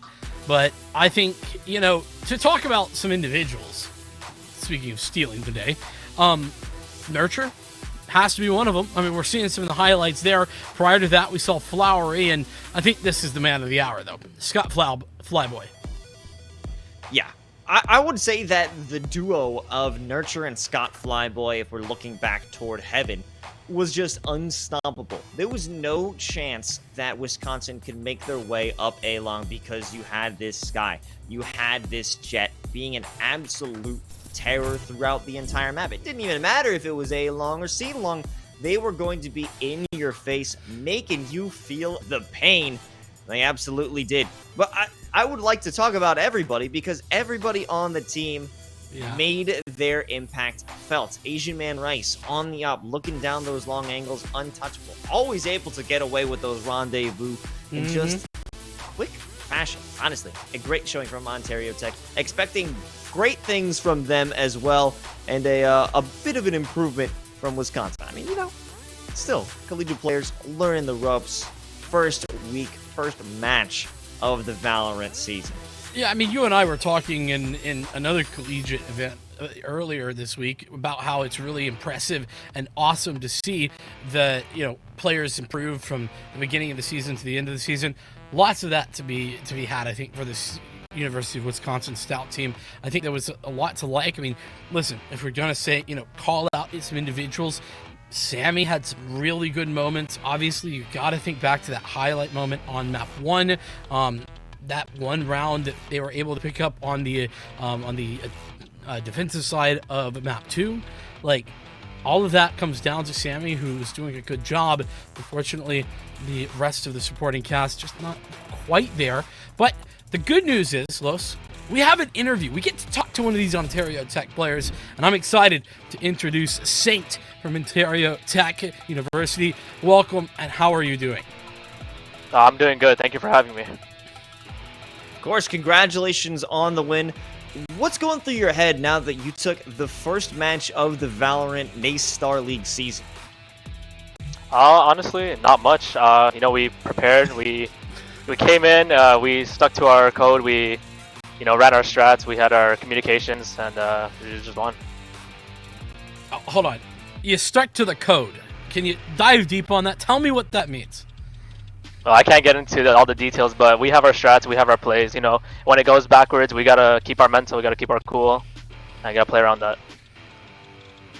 Always good to have some structure in your team. So I want to talk about something that we saw on the first map. It was getting crazy aggressive down A long or C long. Why continuously make those plays? So on our defense, when we were, I'm assuming you're talking to defense. Yes. We had a read on them. We kind of knew that they were broke. They had no money here. So getting a player back into this cubby position might be a strong point here. It ended up working. We had our Jet walk up into the cubby there, got a trade, and then we had the mid control. We were stacking 3 towards A as well. So it was we gave the mid site area so that we could play retake on it, and we focused more on the other side so that we could do a crunch afterwards. And we were seeing that become incredibly effective over the course of time. But moving on to Ascent, I mean, that's where things they got a little out of hand. You guys started to really win and overwhelm on the duels. What was it? The confidence from map number 1 that allowed you to find that, or was it something else, or was the plan all along just to shoot heads? I guess a mix of both. It comes down to trusting your teammates, understanding that we're gonna trade each other, we're gonna stick to our play. If we have a plan to fight them, then we don't back out from it, and then just trust each other, and communication is very important. Absolutely. And speaking of communication, is there anyone that you want to communicate a special shout out to before we send you on your way? My team, for sure, obviously. My friends, if they're watching, and our coach. He's been a great help. He's an amazing person, and we love him. Awesome. Shout out Matthew. Great to spread that love. Shout out Matthew. Shout out Saint and the rest of the Ontario Tech University crew. Congratulations on the W, and good luck in the rest of your season.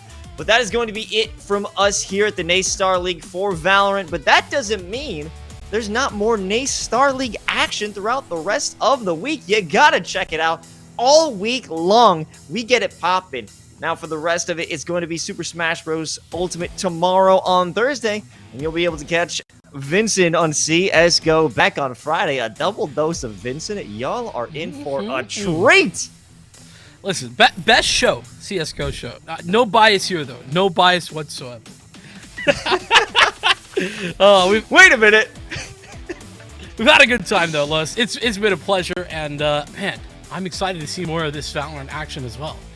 Of course, and we will be able to see all this Valorant action, thankfully, because of our sponsors supporting this stream, this league, Extra Life, Corsair, Monster, BetterHelp, Duncan, and Mavix. Thank you all so much for supporting the collegiate scene and giving us a chance to check out this awesome Valorant action. But that'll be it.